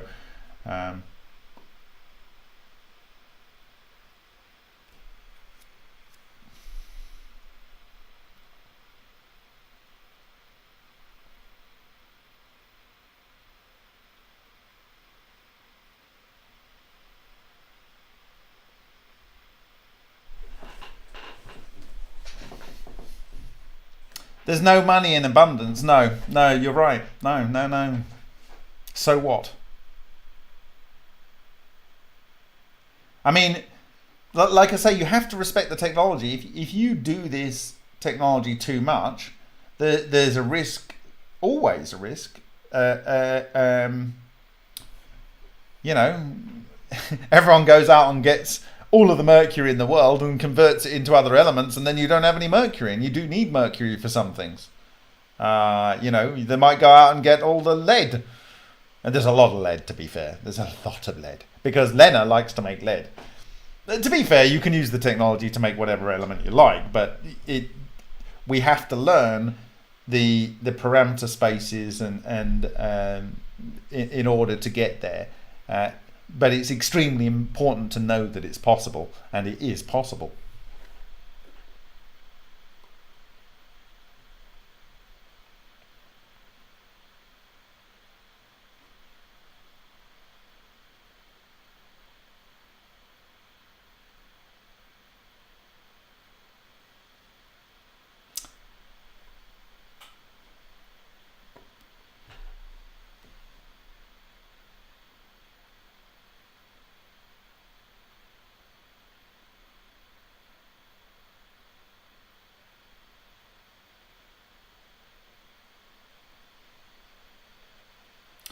So James Vickers, and regarding owning it, current law allows for devices that are implementations of principles.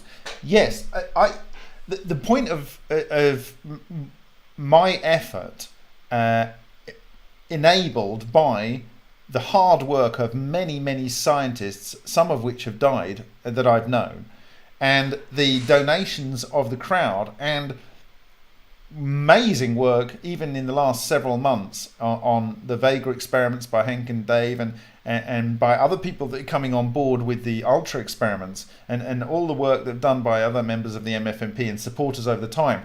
This has been a collective effort, but it's all for naught if no one actually bothers to take it seriously or bothers to implement it. So implementation is absolutely key to delivering the benefits of this.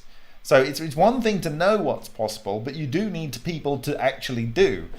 It's been hard work to get to the point of where people are willing to try, but I think the thing will snowball very quickly, and it kind of has to be. What I would like is for humanity to know of what's possible with this technology, the good and the bad, before bad actors lock it down. Or what I'm saying is they've had it locked down for like forever. But what I mean is try to put the cat back in the bag. Try and close Pandora's box. So they opened Pandora's box. The event told me that Pandora's box was opened. I would have walked away from this science if it hadn't been for the event. And people will know what I'm talking about. You don't need to mention it. Those people that know, you don't need to mention it.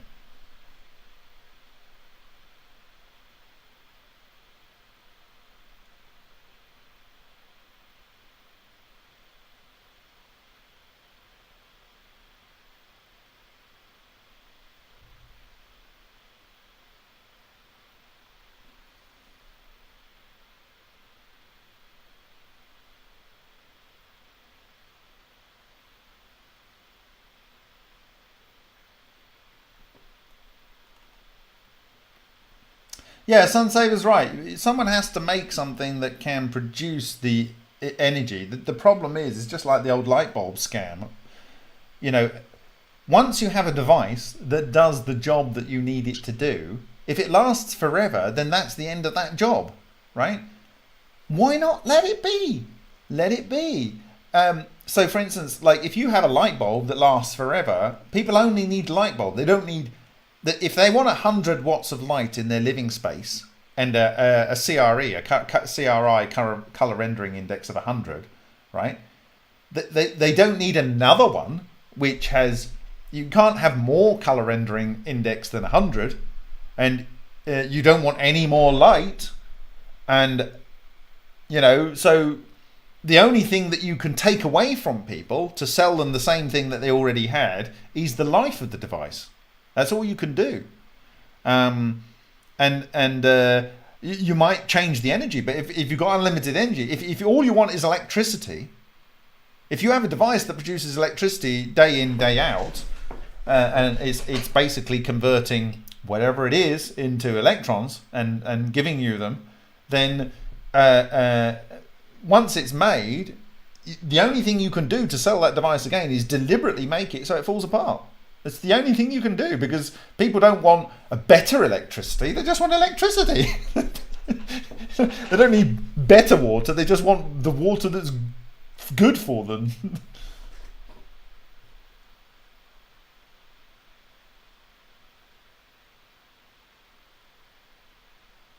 Okay, Altman one. One of the things that I will do this week is, firstly, the thing about a new type of electricity. It's just 1 page or 2. I showed it in the stream, but I just need to tweak it. But I will publish that this week, and I'm going to go through some of those previous presentations and do that. But yeah.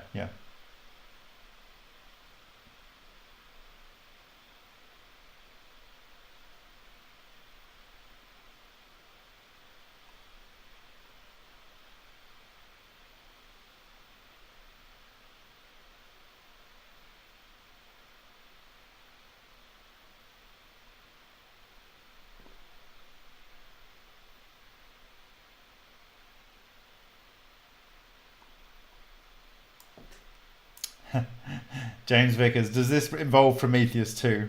Let's see.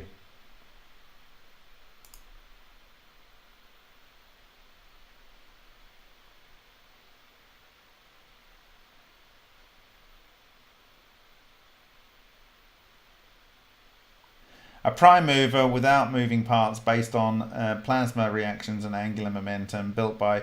Well, I think you're getting WP for truth. If you've got that, get it out there, honestly, because you're running out of time to release it. That's all I can say. I gave the US Navy 4 years now, over 4 years, and they're messing around with this so-called UFO disclosure, and it's just tiresome. That they need to just say that we can do this, and we've been able to do this for a very long time. But I don't think they will. And it's not just them. So if you're, I'm naming you specifically now, US Navy. I'm tired of it. The game's up. It's not yours to keep or hold on to. Yes, it can mess up things, but it's pretty clear that you have it.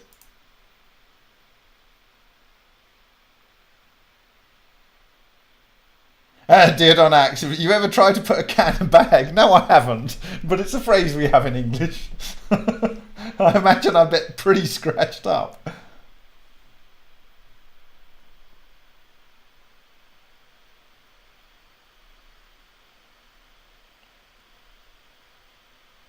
The way I feel about it, Sunsaver says they make new LED bulbs. I have literally a mountain of LED bulbs that have failed in the since 2014. Of all brands and all prices, and I've had to replace. It just happened in my kitchen the other day. I did a video. You can see it on MFP's YouTube about the problems with LED bulbs, but specifically the low color rendering index. My children are growing up not knowing what the proper color red is, unless they go outside when they're coloring, you know. And so it's just frustrating. And one of the bulbs that I bought past that presentation that I produced last year has now failed, and it's just straight criminal. I shouldn't have to open it up and find out which LED's blown and whatever. I shouldn't have to do all that. Just give me my lovely tungsten light bulbs back, please. Really, really simple, and don't deliberately make them to fail after 1,000 hours. I don't. When you have the electricity, you've got a problem arguing that you need efficient light bulbs. It's like, I'll make my own light bulbs when you got enough electricity. I'll get some carbonized bamboo and make a whole bunch of them, even if they're not very bright. I'll have 50 of them. It'll be nice and warm in the winter as well.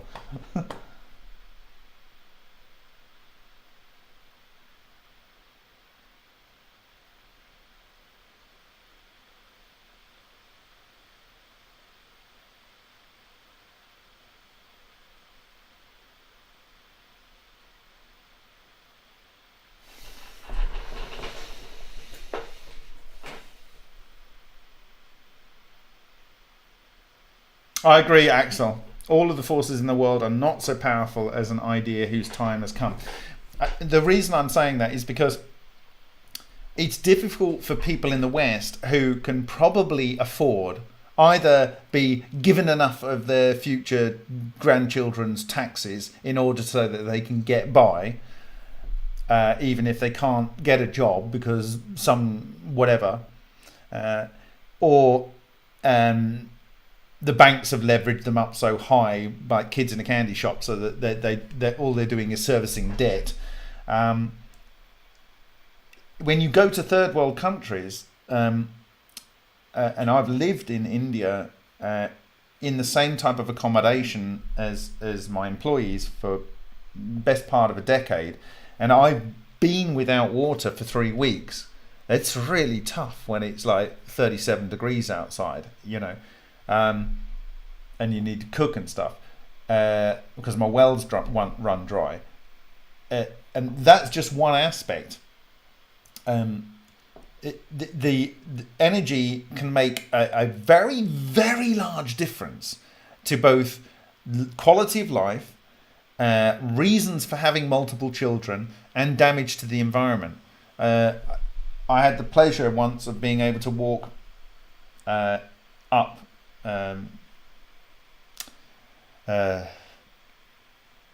several mountains around the world in countries where the economies are not so strong, and you find that they often have these protected forest zones around these famous mountains, and they get stripped, and it's the guards who have family that are poor because the guards don't get paid very much, and they go in, and what they're doing, they're just stripping the firewood.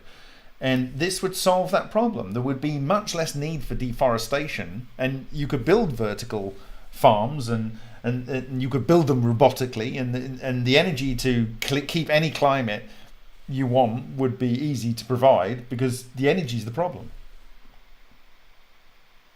So it's a very different equation for people in poor countries than countries that are generally well off in terms of what they can get access to. They will have a very different opinion on this.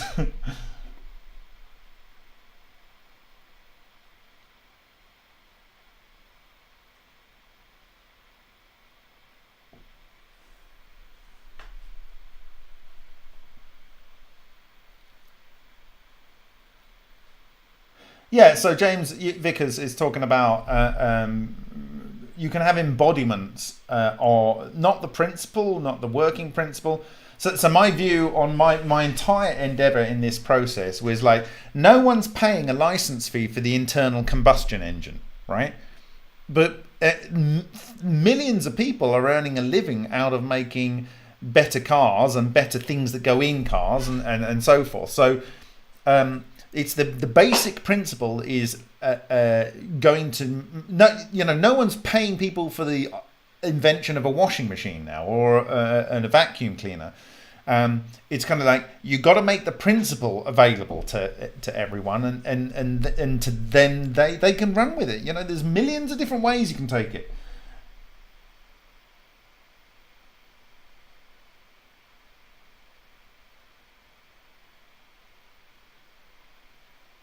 James Vickers, are you sure it's right to criticise the Navy over the patents were for devices rather than... No, I'm not talking about those patents. I'm talking about the working embodiments that they've had for a very long time. I'm talking about those. And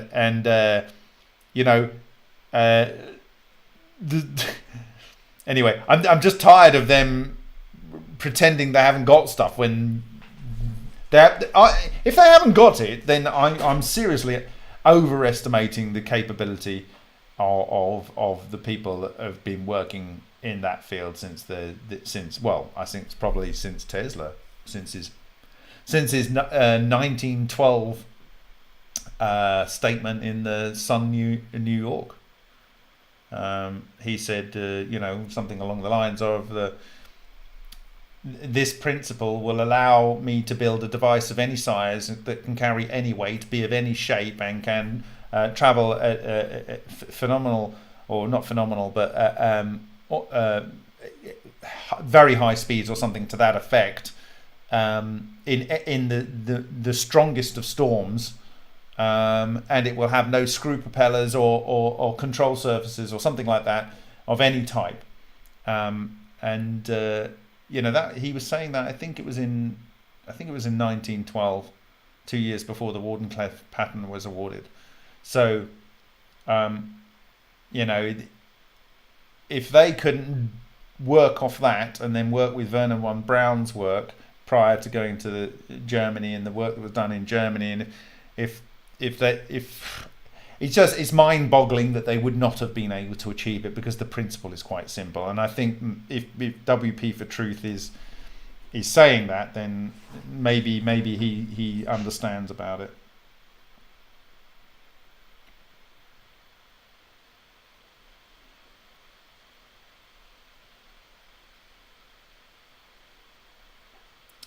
WP for Truth, Corky, yes, but does the light bulb spectrum make it to our emotions? I believe it does, particularly from the light coming from incandescent bulbs. Incandescent bulb, if you've got a 100-watt bulb, the filament is operating at about 2,600 degrees centigrade, and at that temperature, a reasonable flux of cold neutrinos is being synthesized, and I believe that life uses cold neutrinos, so not only are you getting warmth out of the light and you are getting light out of the light, you are getting something that is able to interact and be used by life at a much more fundamental level than other things that you can easily observe. And the reason I say that is because many studies, and I've talked about this in my Elixir Vitae video, and I actually talked about that exact concept in my video criticizing LED light bulbs last year, so you can go and see my comments about that and my justifications for it. But since then, Parkhomov has published the fact that it would appear that these neutrinos are being synthesized by infrared light bulbs. By well, it would be from infrared, but by tungsten light bulbs, and that in Germany, the Russians have worked with a German troop, and they use corona discharges. Corona discharges will produce exotic vacuum objects. Exotic vacuum objects will produce cold neutrinos, and they can interact. And they've found that they are able to have seeds that germinate faster and are more robust. Shishkin at Dubner at Science City, he's taken his cavitator. Now, whilst the cavitator can kill you within 1 hour of being close to it, because the quanta of the clusters of strange radiation are so large, and they can teleport material into your body and blow up and eject ions enough to damage your red blood cells, kill them, and to damage your DNA and white blood cells. The water, he's fed that onto plants and had a similar kind of outcome, where the plants grow stronger and faster and healthier. So life likes to use this form of energy, and it seems to be able to interact with it. So I believe that one of the worst things that could happen in these last, with this cold that everyone's been having, is to have not let people go outside. And everyone's stuck under artificial lighting, which doesn't produce this form of radiation, which you can only get from being outside if you don't have tungsten light bulbs. Full spectrum LED is okay for seeing red as red should be, but it's not going to give you the cold neutrinos.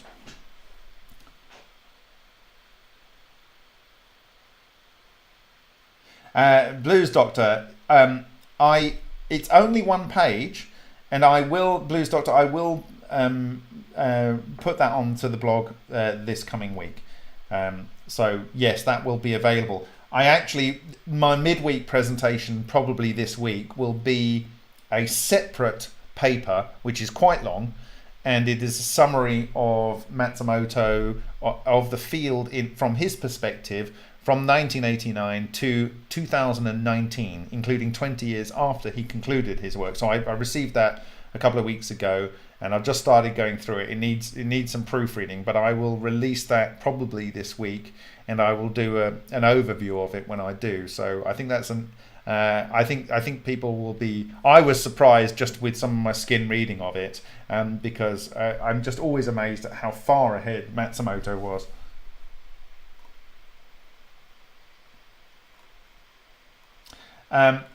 And by the way, Blues Doctor, did you read the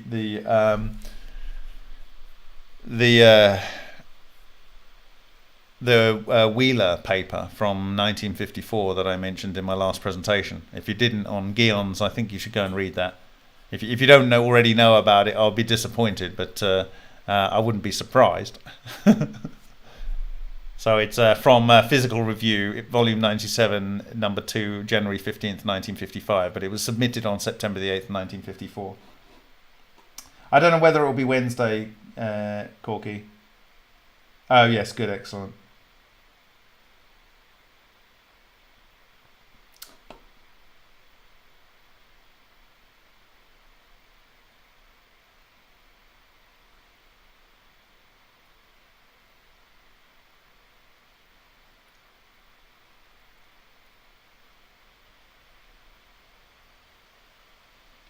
Dr. Kim saw the Evo working. Well, I don't think that Dr. Kim actually ever saw anything that Def Cullinan Green Technology did. He worked off a trust basis, as far as I'm aware.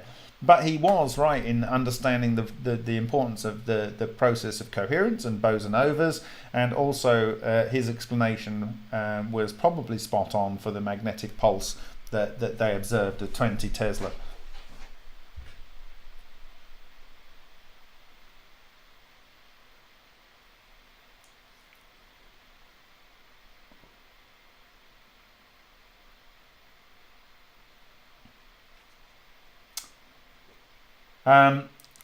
Sunsaver, you say that explains everything I don't know, but I can say that we're part of the way through this process. It might seem like a lot's been said, but we're still a part way through this process. But I have been in the last several months really starting to dig into the other half of Ode, and you're just going to have to take it as it comes. But I think next week is going to be. It's going to be quite special, and I wanted to have done it for this Sunday, but it's just too much work. It's just too much work, and I need to backfill those old presentations. As you can see, people are asking me for, where is this?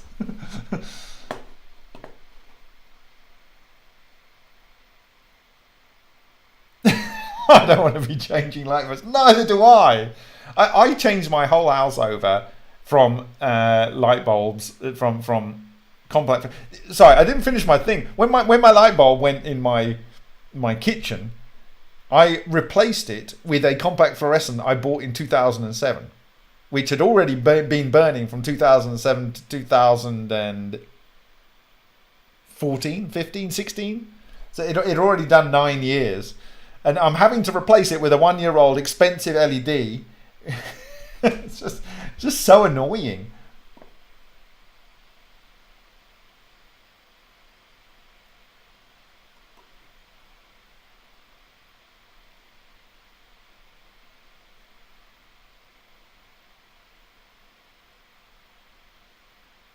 So I'm really looking forward to your videos for Truth.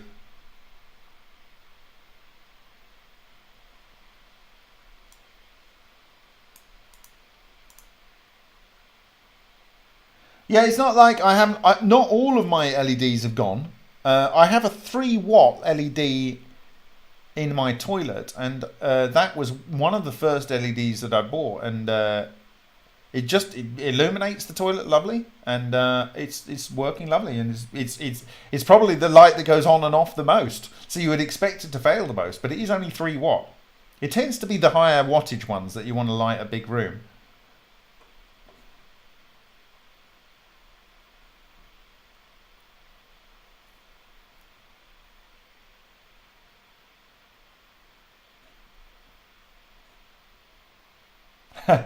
Have to hire a sec. No, I've looked at your videos, Diodon and Diodon, and I think the most important one is where you've got the filaments forming.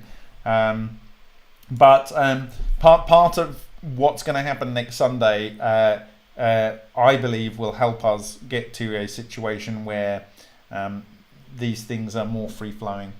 Let's put it like that.